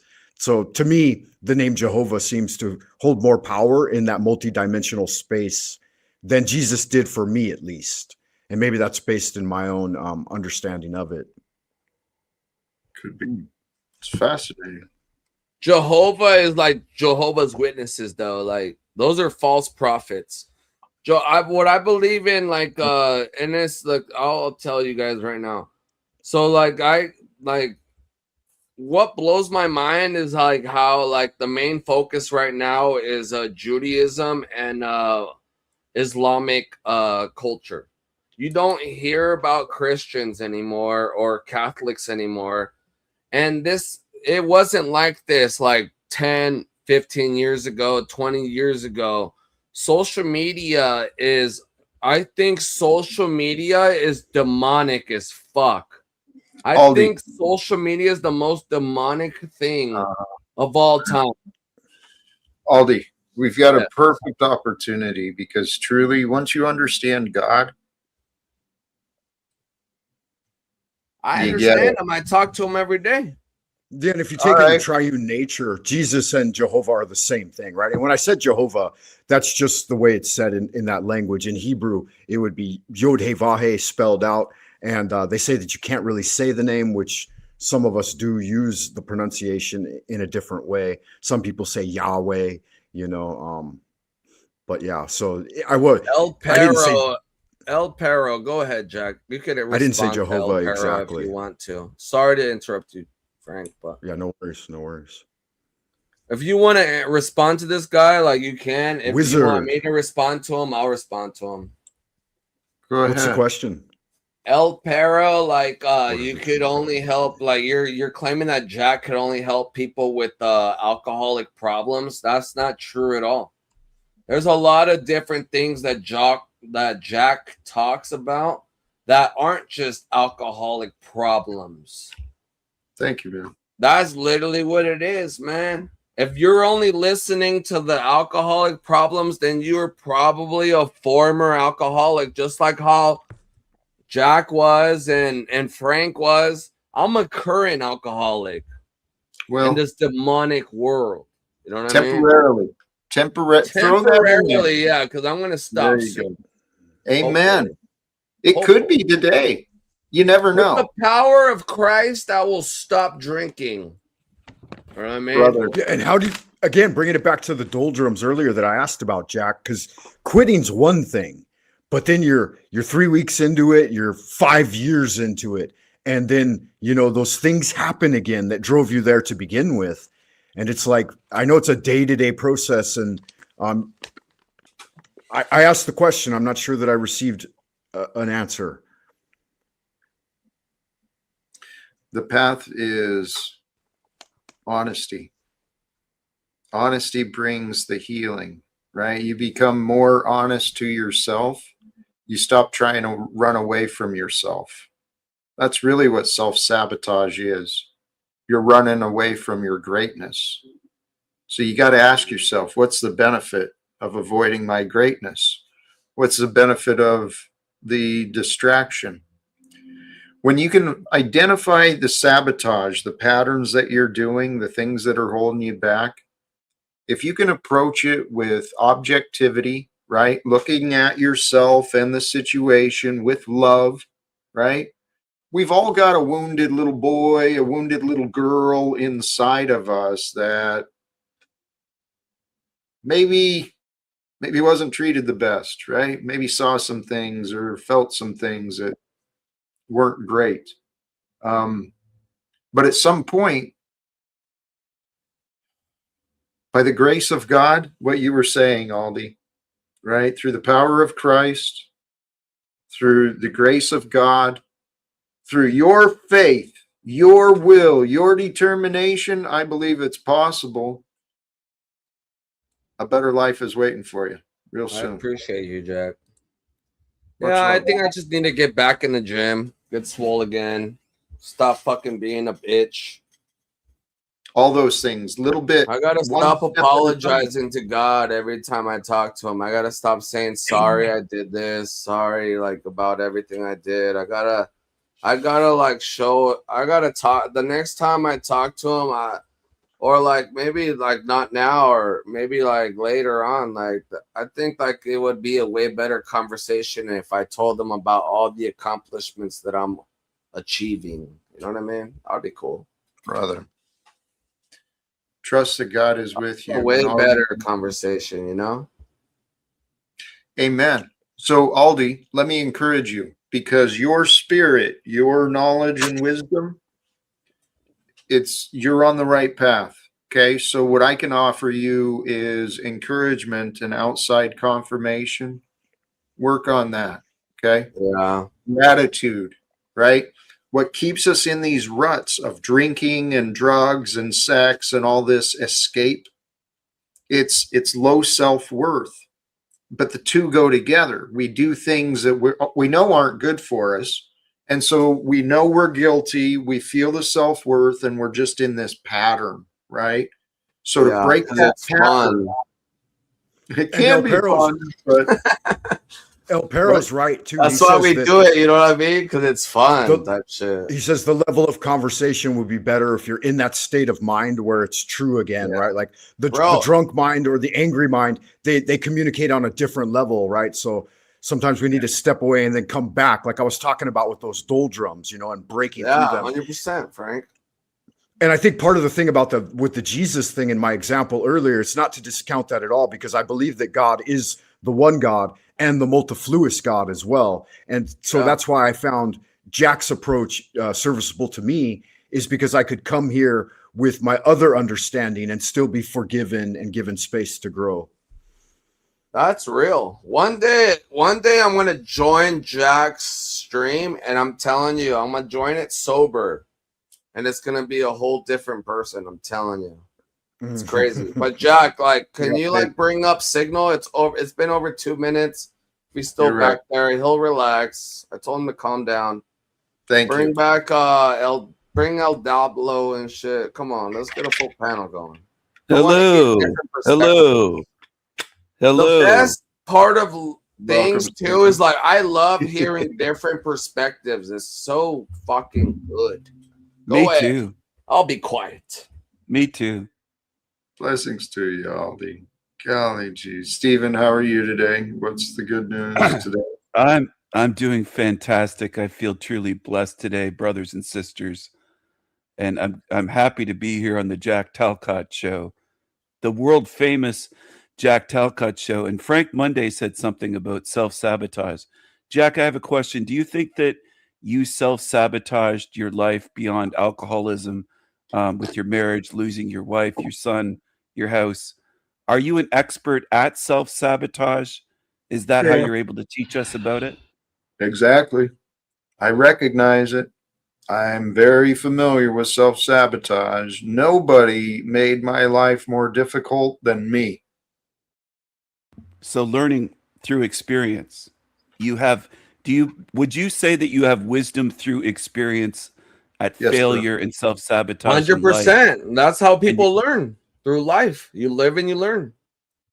Among other ways. Are you learning, Aldi, through what you're going through?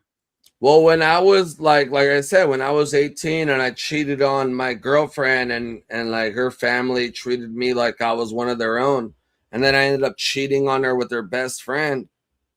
And her family didn't give a fuck about me or nothing like that. I lived and I fucking learned about that. Don't be doing stupid ass fucking shit. But I was young, dumb, horny as fuck. It is what it is. Let's pause. We've got another guest showed up in the back. One I appreciated yesterday. I want to welcome back Uncle Jeff. How you doing, brother? Hey, man. How y'all in there? You hear me good? Sounding solid, man. Solid. Hey, thank you. That's my boy Jeff. Hope you've been having a good day, brother. Hey, man. Question. Do me a favor. Do me a favor, Aldi. You hang out with black people a lot. You love us, right? Then you have to know that not black people, Africans. Okay. But okay, that's okay. That's okay. I'm okay. Very good. Soul brother. You want it? You want it? I tried to give it to you off the rack. You want it custom made. Okay, here's the clarity. Here's something you may not know. Go ahead. I'll call us people of the sun. Good potato salad people. The people who don't put raisins in their potato salad. Well, I'm not white. Okay, I'm gonna try one more time. I need you to just let me finish. Go ahead, sweetheart. All righty, honey bunny. Here's men who look like me. For some, I don't know if you know this, but generally, and I'm telling you this not for me, but because you kind of move around a little bit, and I thought maybe you were around a lot of black men, but it seems that you might not be. A lot of black men don't like the term boy because they don't have their egos checked. I do. And what I'm trying to help you, I'm trying to make sure that you don't use that wrong around the wrong brother and get your fucking ears stomped together. Now, oh shit. Jack, I don't know who it was. You say boy? No, I don't mind. That doesn't bother me because I know Jack, I know good and hell well that if he ever met me, he'd fold like a beach chair. Ain't no way he would talk that shit in my face. So I'm okay with this. Let me ask you a question, Jeff. What if he doesn't? What if he actually kicks your ass? Then what? Then that would be an ass kick and I'd have to take. It wouldn't be the first one. It's a poem. In the words of my Then grandmama. would you have to call a YN to finish it off? No, I would not. I would no, I would not. Oh man, come on, you can't do that. I want to. Okay. I say that from experience. Okay, well, that's what real people do. Could you let me answer your question from experience? I'd like to finish if that's okay. My grandmother said it's a po ass that can't stand one whooping. So if I was to meet him and he beat my ass, then I just got my ass beat. But you know what, George? I got 50 on me. I don't know how many disgruntled black men he's dealt with. But do you know how many loudmouth white boys I done sent to the infirmary, broke jaws? White boys. Okay, That's racist. what if he does that? And white what if he does that to you? it's not racist. It's not racist because you all call yourself but good old what boys, if right? he does that to you? Then that's what happened to me. The problem no, with your let mentality, me answer with what it. you're saying, Let no, you already me answered. Answer. You already no, I answered. didn't. Let no, me I speak didn't. now. No, I didn't. No, I didn't. You just answered the question. He just asked the question. Please, yes, sir. If he was to beat me up, I'd get beat up. I would be embarrassed to get beaten up by Kevin Hart. Did anybody tell you sound just like Kevin Hart? Yeah, the dudes around me when I write for him tell me exactly that, King Stephen. Yes. I like you, dude. You I got like it. too. I like you. You came in here hot, but you're a Marine. You said, I think the other day. Mm-hmm. Yesterday. That's cool. That's cool. Oh, actually, I didn't come in hot. I came in to talk to Jack. But what's happened is social media has taught My men mistake. I misspoke. that they can run their that have taught men that they can run their mouth slit with no consequence. You're right. You didn't come in hot. They got. I never talk shit normally first. do. I never talk shit first. What I came up here to say, which I'm really trying to get to, but all you can do, whoever throws some slick shit, understand that the slicker shit is coming back because everything around me was bought with slick shit. Now, anyway, what I was saying, Jack, was whoever asked you the question about self-sabotage, that's that nice, nasty shit I don't like. Because here's a way to ask you the same question. Jack, you've said yourself that you've been a victim of your own self-sabotage with your family. Would you like to elaborate on that? See, that's the way I ask when I really want to know. That other way that you had it was on some old pussy ass shit that gets your teeth broke. That's how you get free dental work. Is by not being courteous. And that's what the internet has become, is a place for people to come drop their pants and shit because they don't think that anybody will talk shit about them. Well, but I got a mouthful. So let's get at it. Uncle Jeff, to be fair, Frank could use some free dental work. There's a few people in the panelverse that Frank and OTW and a few others could use some. Even Jack had a toothache, I think, last year and needed some. Yeah, King Stephen, you should cam up and show us your grill. Yeah, I could use some dental work. There's true facts there. But I'm holding on to the teeth I got for now. That's what I try to do, man. That's why I don't run my mouth like that. That's why I try not to be Frank, Jack, Mitch Lovin. I promise, man. You don't say nothing funky to me, I ain't gonna say nothing funky to you. But if you say something funky, goddamn it, something funky coming back.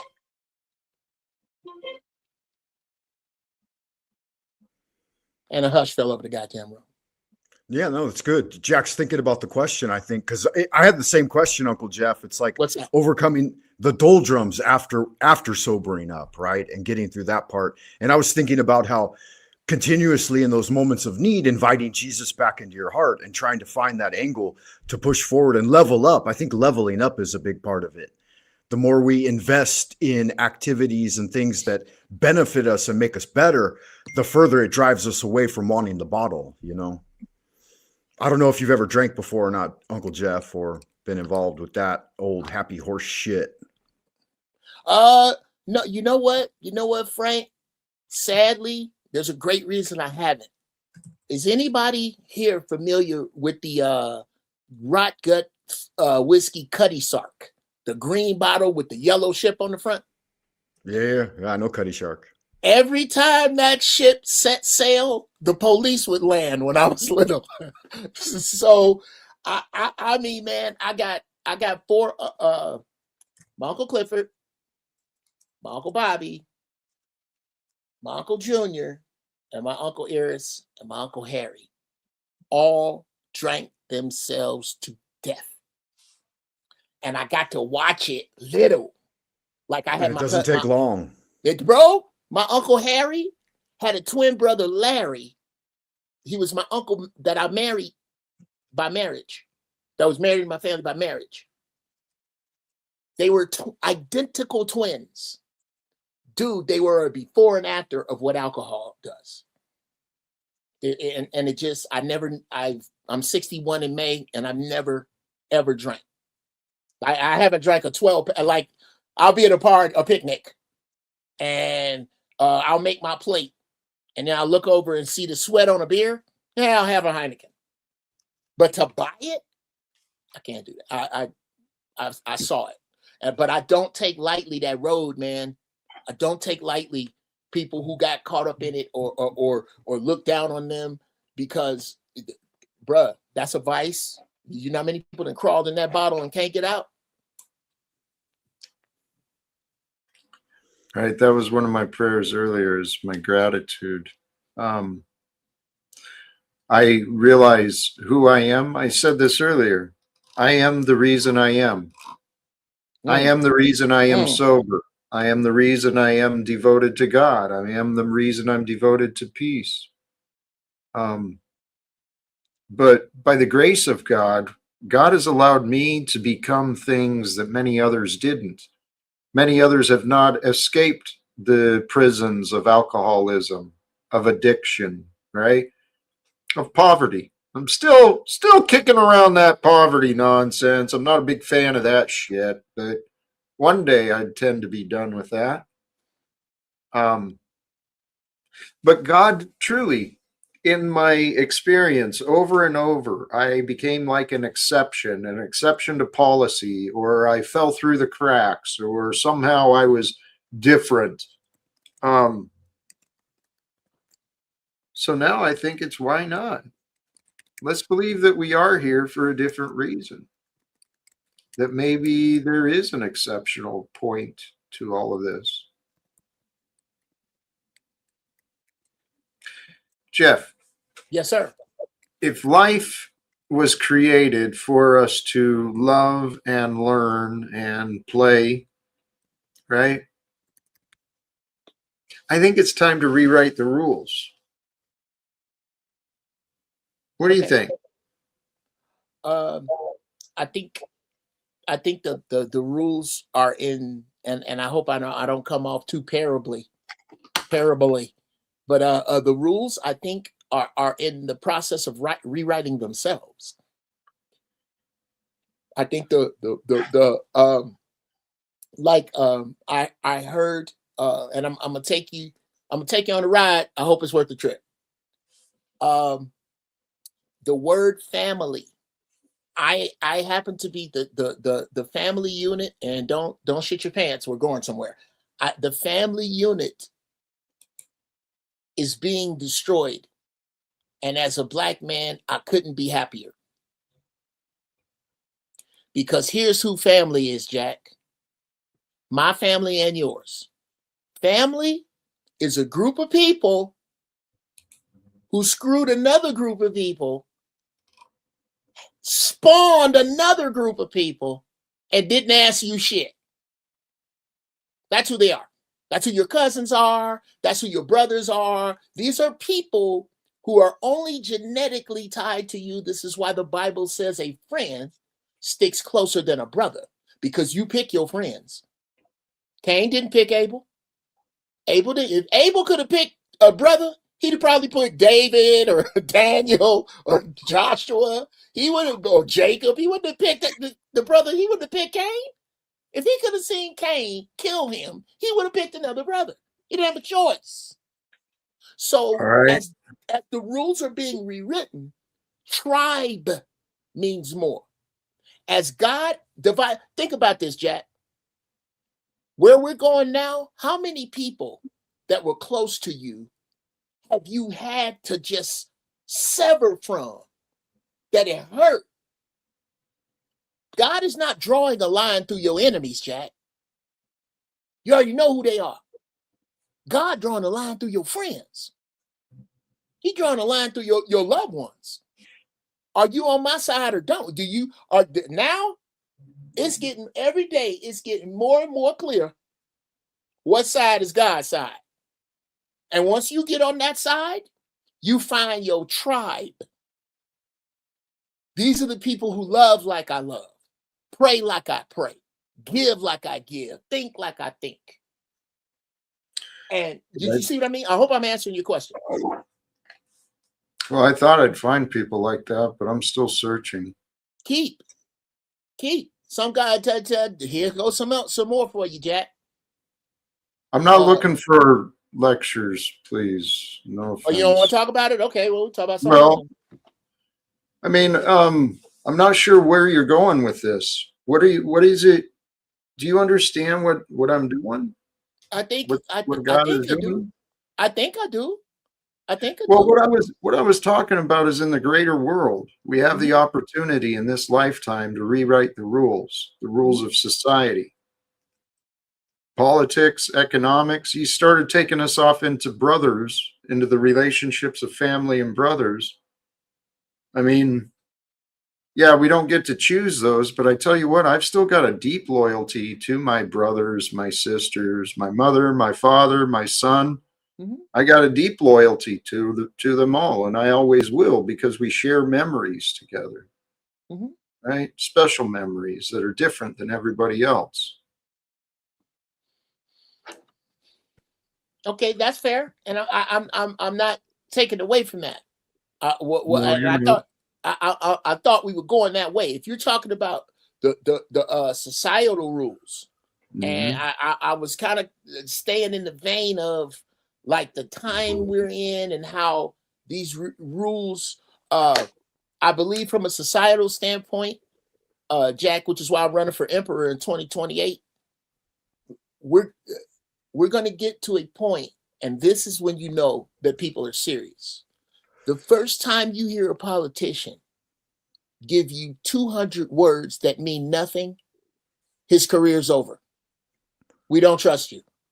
You came up here, you know what I'm talking about when you watch like a political, like when it's politics time, when it's election time, the politicians get up and they speak for applause breaks.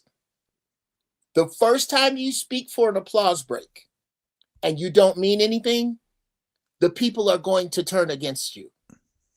Well, and if I may add a caveat, if I may add a small caveat, Jack's kind of like still waters, but they run deep. I've been tuning in pretty much daily for about a year plus now, and I wouldn't presume upon the intellectual brilliance that I totally got him yet. I mean, Jack's a long stream of vibratorial message that takes some time to fathom. And that's why, like, to some extent, Jeff, you just showed up. I think this is your second time, a couple of days in it. He's an acquired taste, and he takes, like, we might not want to presume exactly where he's headed with it just yet, right? But it's a high ideal for sure, and I think that's something that he makes easy enough for everyone to grasp right away. Okay, I'm not sure. How can I say it? Let me talk about Jack like he's not here. I took some time to watch some of Jack's videos, and that depth you're talking about is exactly why I'm back here. It's exactly why I dig this dude. If I don't dig you, I'll just cuss you out, say fuck you, and leave. I dig dude. And while this might sound like I am preaching or teaching at or to Jack, I invite Jack to hang out on some of the panels I do, because I run with other samurais, and this is how we talk to each other. I look at Jack as a fellow samurai. I don't know, you may know a little bit about me. I've done a little traveling, and I ain't gonna brag on myself. When you get a chance, go on over to Facebook or IG and check out the stuff I've done. I ain't even tripping on that. I'm here on some other shit. I'm here because I'm down with Jack's movement.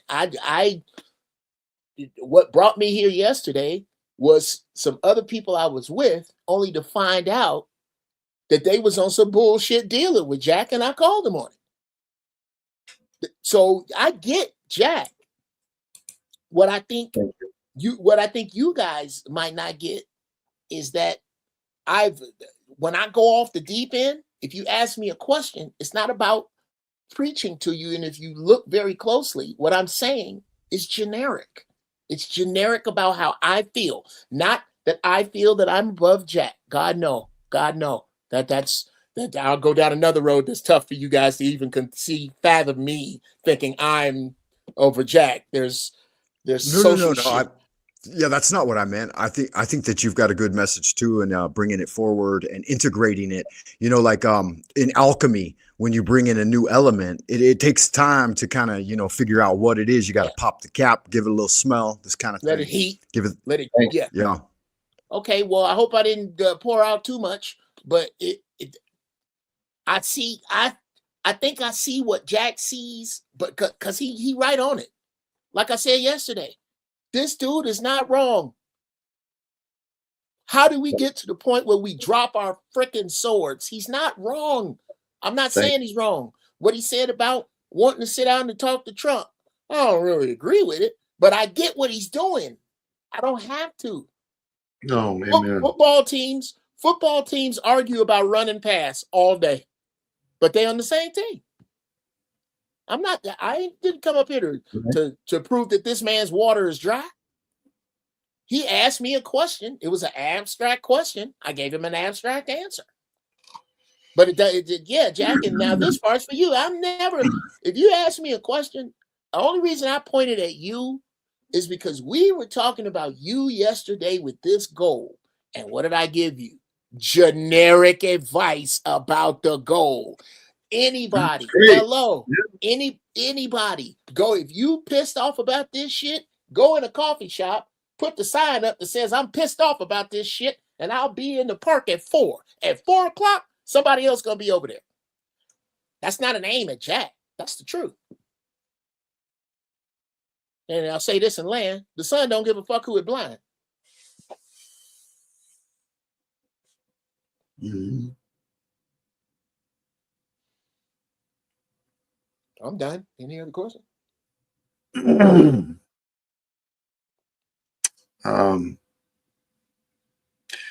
actually thinking we're right around the 2-hour mark.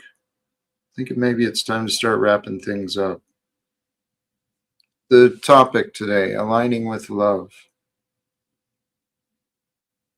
We have a love of the truth. Guys, a love of a truth is going to, we'll find a way to unite.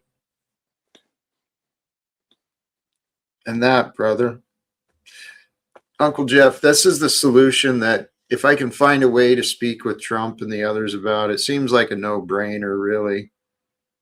We can end the wars and the nonsense when secrets aren't legal.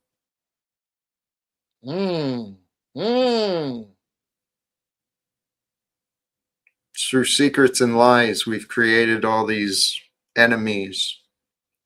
I mean, I was watching something earlier, and actually, we can keep rolling a little bit if you're up for it, because I was watching something earlier today about, can't remember the name of the company, but it's a corporation contracted with the United States for the purposes of surveillance and terrorism reports, right? So this corporation, this business, gets contracted and paid when they find enemies.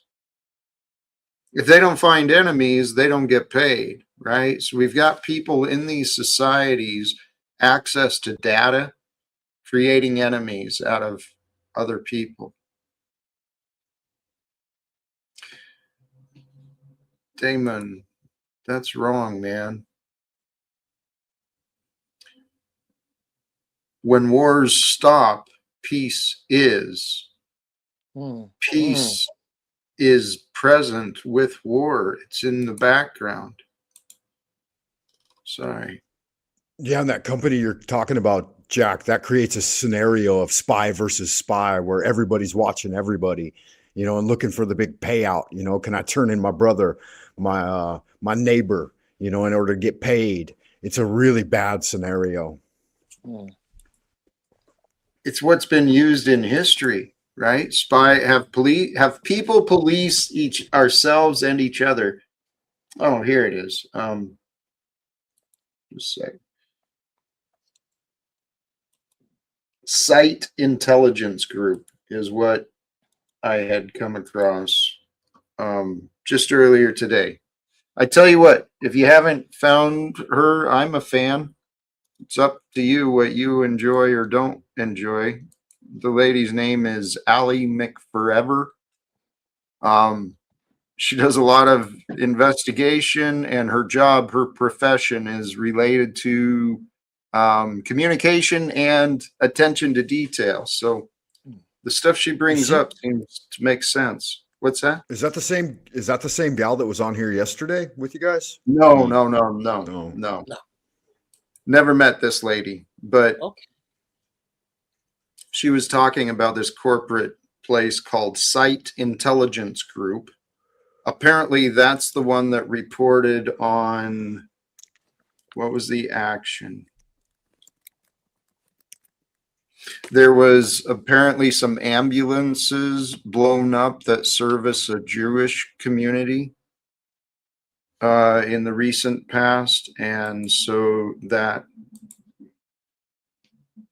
arm of propaganda reported, connections to Iran and things that may or may not be there. But anyway, if you check out the link, I'm there. I'm checking her out, man. Yeah, I was trying to find that thing you were talking about. And while we're on it, before we go too far afield, Uncle Jeff, you maybe we'd like to watch a little bit more of you in the future as well. You got a link, or maybe drop it in the private chat so we can stay in touch. Because I'd like to come by and say hello sometime when I got more time. Do you do panels as well, or no? Absolutely. Well, to there's me. To grossly overshare. What I'm trying to do is set up a schedule.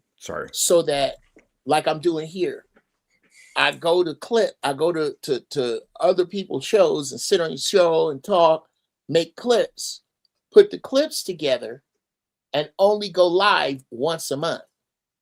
Okay. On Patreon. That sounds like a good plan. And I don't know if it's gonna work. It was just, I came up with it. Who knows? It might work, it might not. But I don't go. I'll panel hop and then put my stuff together. That's the plan. I just started, Frank, and I'm 60, so I'm a little behind the tech wheel. But never too late. One of the greatest actors, I forget his name, but he started at like 70 and made a huge name for himself in Hollywood. So it's never too late to get busy. Sounds like Hal Holbrook, but I'm gonna. Might have been, yeah.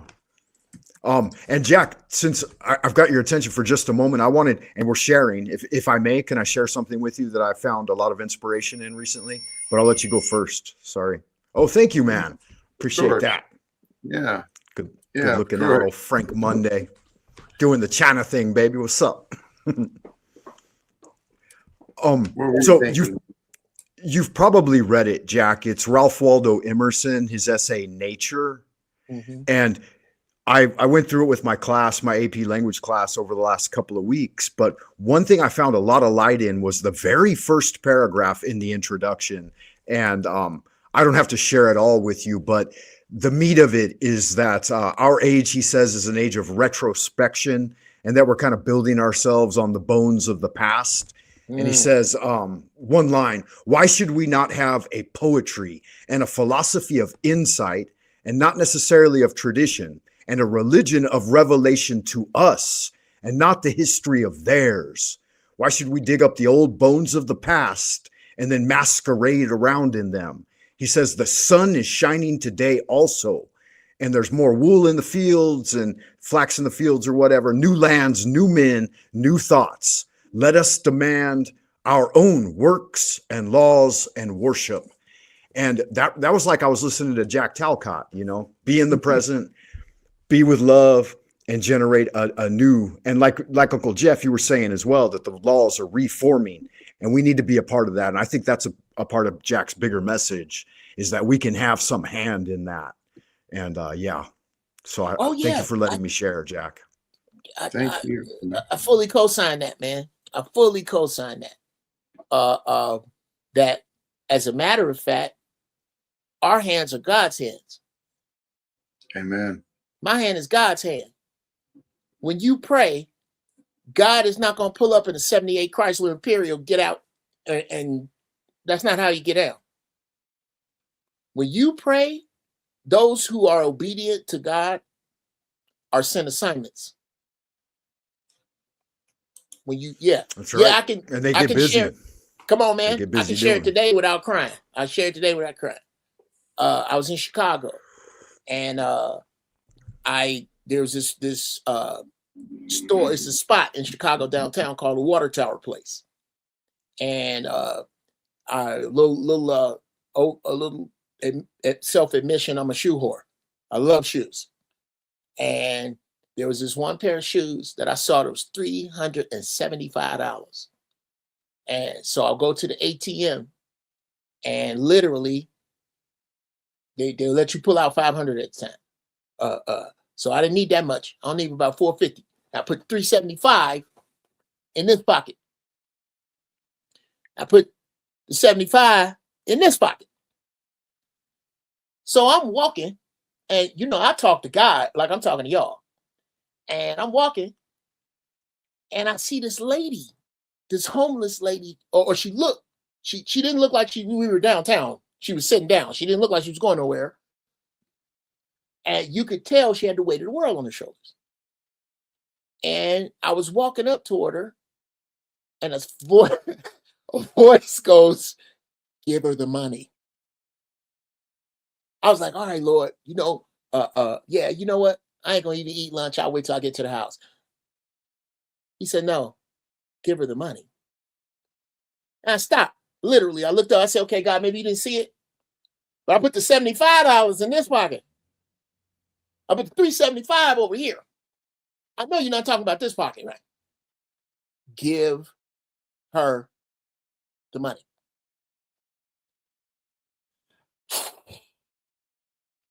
So I walk up to this lady. I go, ma'am, I don't know what you do. I don't know how you live your life, and I'm not supposed to tell you. But I know I got plans for this money that God just told me to give you. And I'm not giving from no real deep place. I'm being obedient right now, and I'm not happy about it. And I pulled out this money. And this lady jumped up and started crying and hugging me. She said, sir, I was around the corner at this hotel with my 2 kids, and I'm behind on the rent for the week. In order to stay another week, I told God I needed this money, and I didn't know what to do, and I just prayed and prayed, and he told me to go sit here. Guess how much money she needed? Take a guess to the penny. $375, bro.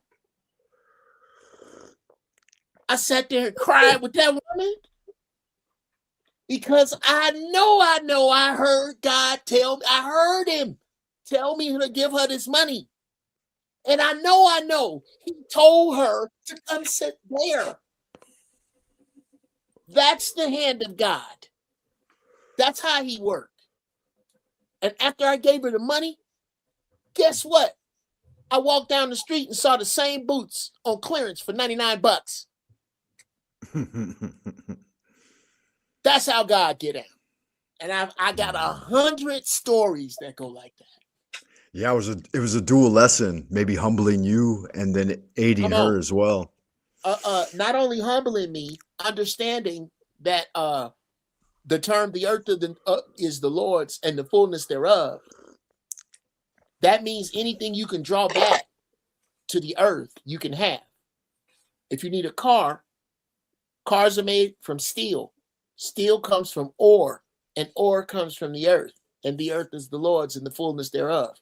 I did not say car payment. I did not say down payment. I didn't say any of that because that's not how God gets down. Anything you can draw back to the earth is the Lord's and the fullness thereof. If you are obedient to him, you can have.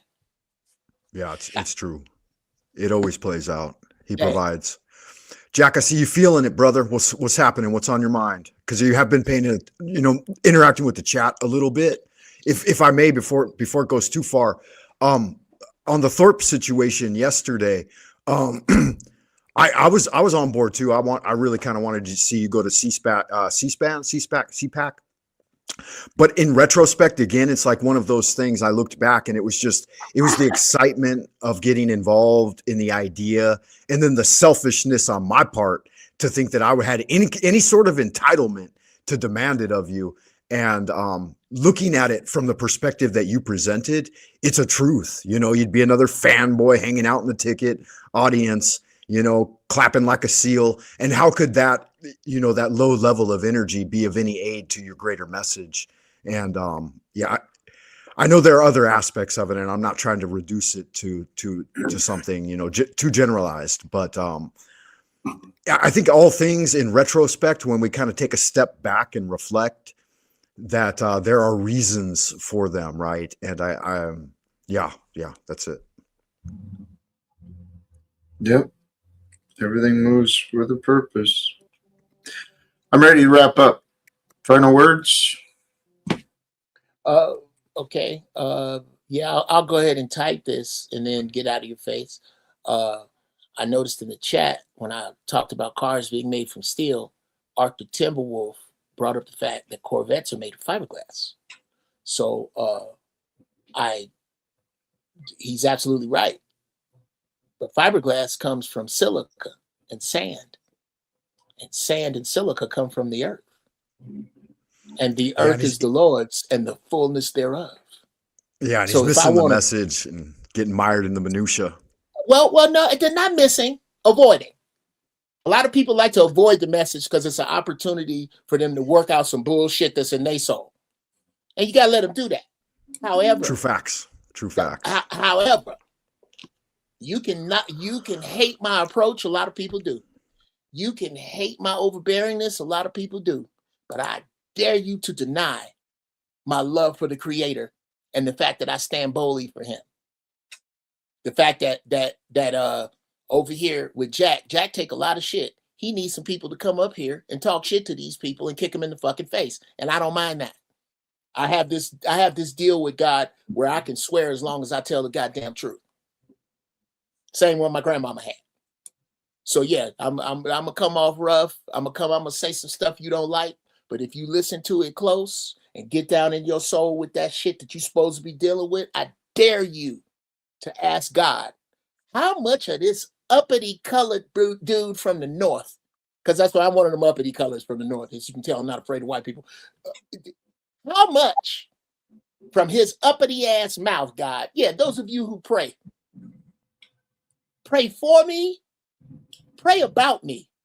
Don't pray against me, God. Don't play that. Pray about me and see if I'm good for Jack, and come back here and tell Jack what God told you. Jack, do me a favor, man. Pray. Beseech the Creator and ask Him about me and if I'm on some bullshit, and let me know what He said.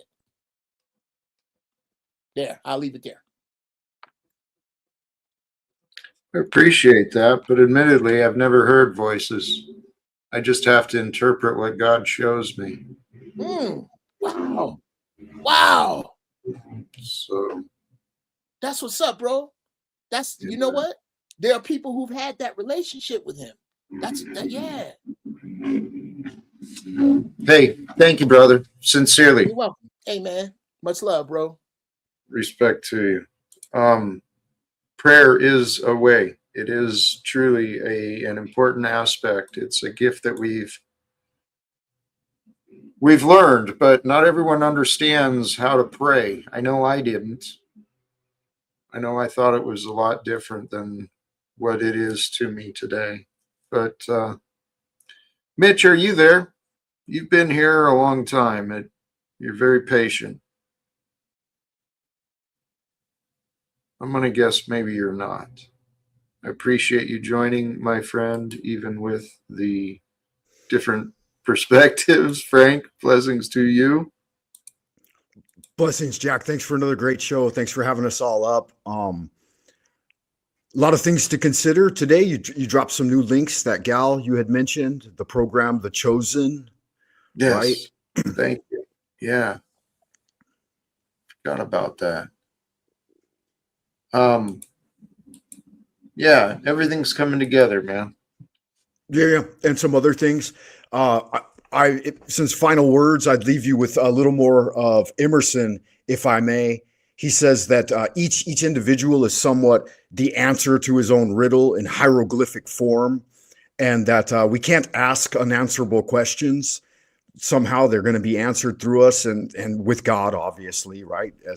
As an expression of God, and that we should interrogate the great apparition that shines so peacefully around us, right, in the present, and let us inquire, to what end is nature?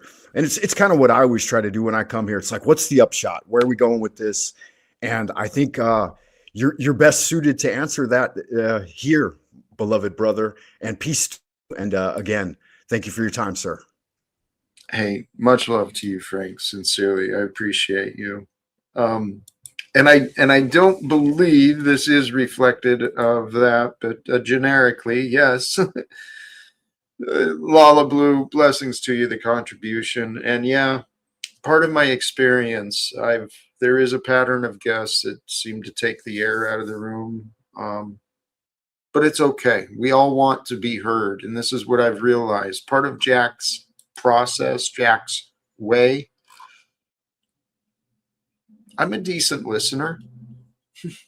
It took me a while to learn patience, but I tell you what, I did a live stream recently about those things, patience and gratitude. Brothers and sisters, you follow patience and gratitude, guess what you find? You find love, baby. Love is patient. Love is grateful. Love is just like an exaggeration of gratitude, in my opinion. That's what I was thinking about earlier. And the reality is, a lot of things in life are not as difficult as they seem. We find ourselves in these valleys, in these issues, and the problems that we imagine are great, problems we think are real. Oh, you're such a jerk, dude. Tommy, paparazzi. Such a jerk, but somehow you found your way into my heart. What else you got? Just the jerk part, that's you. You are. What You're are really we going doing? to third grade it? You're really going to third grade it? Because the OG that's Ewing is the third grade shit. Okay. Jack, you're really sitting up here saying you're a good listener, a patient, good listener. I am. Do you ever go back and rewatch your streams? I have. Jack, you are neither treating me as a friend or with love. Sometimes I do. Most times I do. Who says? The facts. You make it difficult. And I fail.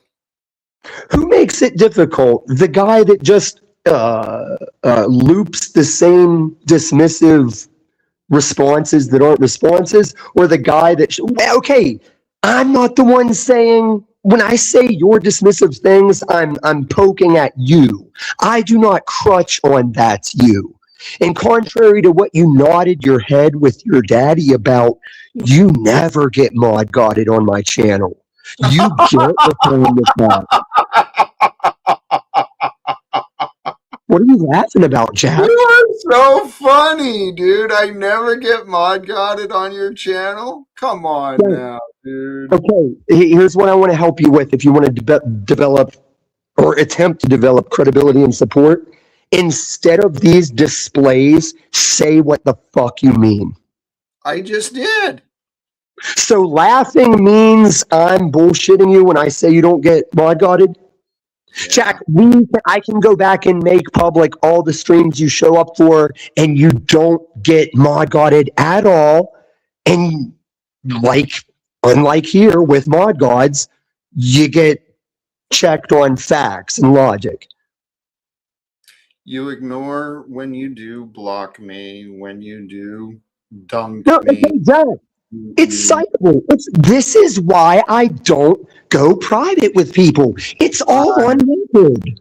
Well, Tom, here's the reality. We can still work together. We can find a way to make each other's lives a little better. You're not doing it. You let your daddy talk that shit. You know the thing. You're not doing it. Here with you now. Why are No, you with I'm him? not. Jack, you're not listening. That's you. Jack, tell me why I'm saying we can't work together. If you're listening. You just brought up daddy, someone who's not No, here. okay, let me ask you more, dude. Tell me why I'm not going to get in on the merge game and be around for lives. You say a lot of reasons, but I don't. It doesn't matter. Fucking retard. Doesn't matter. Are you trying to prove I don't listen? Is that what you're trying to do? No, I don't think that's been proven. But I'm Okay. saying when you did listen before you let your daddy go in on it, you sounded open to it. You haven't contacted me. The avenues you have available. What avenues do I have available? Snapchat. Bullshit. I don't use Snapchat. I got rid of it. The only reason I had it was for you, and then you stopped talking to me. Exactly. Listen to yourself. The only reason you had it was for me, and you ended that connection. Jack, it's not just you. I no longer give anybody on YouTube. Shut up. I no longer give anybody on YouTube my phone number. All right. So do you want to contact me on Snapchat? You can revive your old one just as easy. We'll see what the future brings. No, you're out of time. That's what I'm saying. I'm gone unless you contact me. Okay, well, we're 2.5 hours in. I'm kind of gone. Fuck you, man. Fuck you. You made me think you wanted to do a thing, so I pushed back my obligations, and you're just in that. You don't do nothing. You're sitting next to DC. You don't do nothing. You cry about your family. You don't do nothing.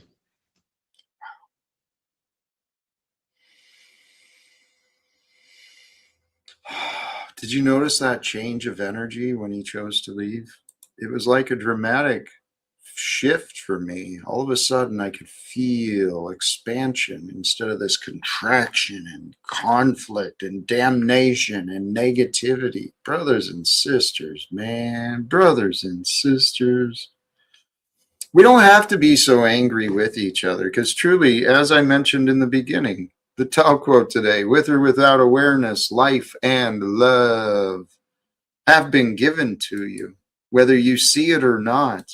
And if you don't see that life and love are with you, you might be lost. You might be lost from your life. You might be lost from your love, but it's okay. They're always with you. It's just a matter of you recollecting you, getting you into your spot, your way, into the greater version of you. You are the reason you are happy, depressed, sad, angry, overweight, underweight, single, divorced, whatever. You are the way that you are. You are the reason you are. But the reason you are is not from the past. The reason you are today is for the future that you might become. So, brothers and sisters, we live in this magical realm where just a little bit of variables, right? The right opportunities, things come together. What you imagine can become real. So pay attention what you're imagining. What are you giving your mind energy to? If you're here with me, giving me your mind energy, thank you. I hope you receive the love, the joy, the gratitude that I really do want to bring forth. My prayer is each day, Lord, thank you, God of all creation. Thank you for the day, the sun, the warmth, the light, the sustaining energy of Mother Earth, Mother Gaia, all the earth, the atmosphere, all the animals and plants, the nature, the way everything magically comes together. Thank you, God, for the universe and this day. And thank you, God, for showing me the way for me to be in honor of, in the name of, in the ways of your son, right? Yeshua, Jesus, the one who was sent to us to follow, to be.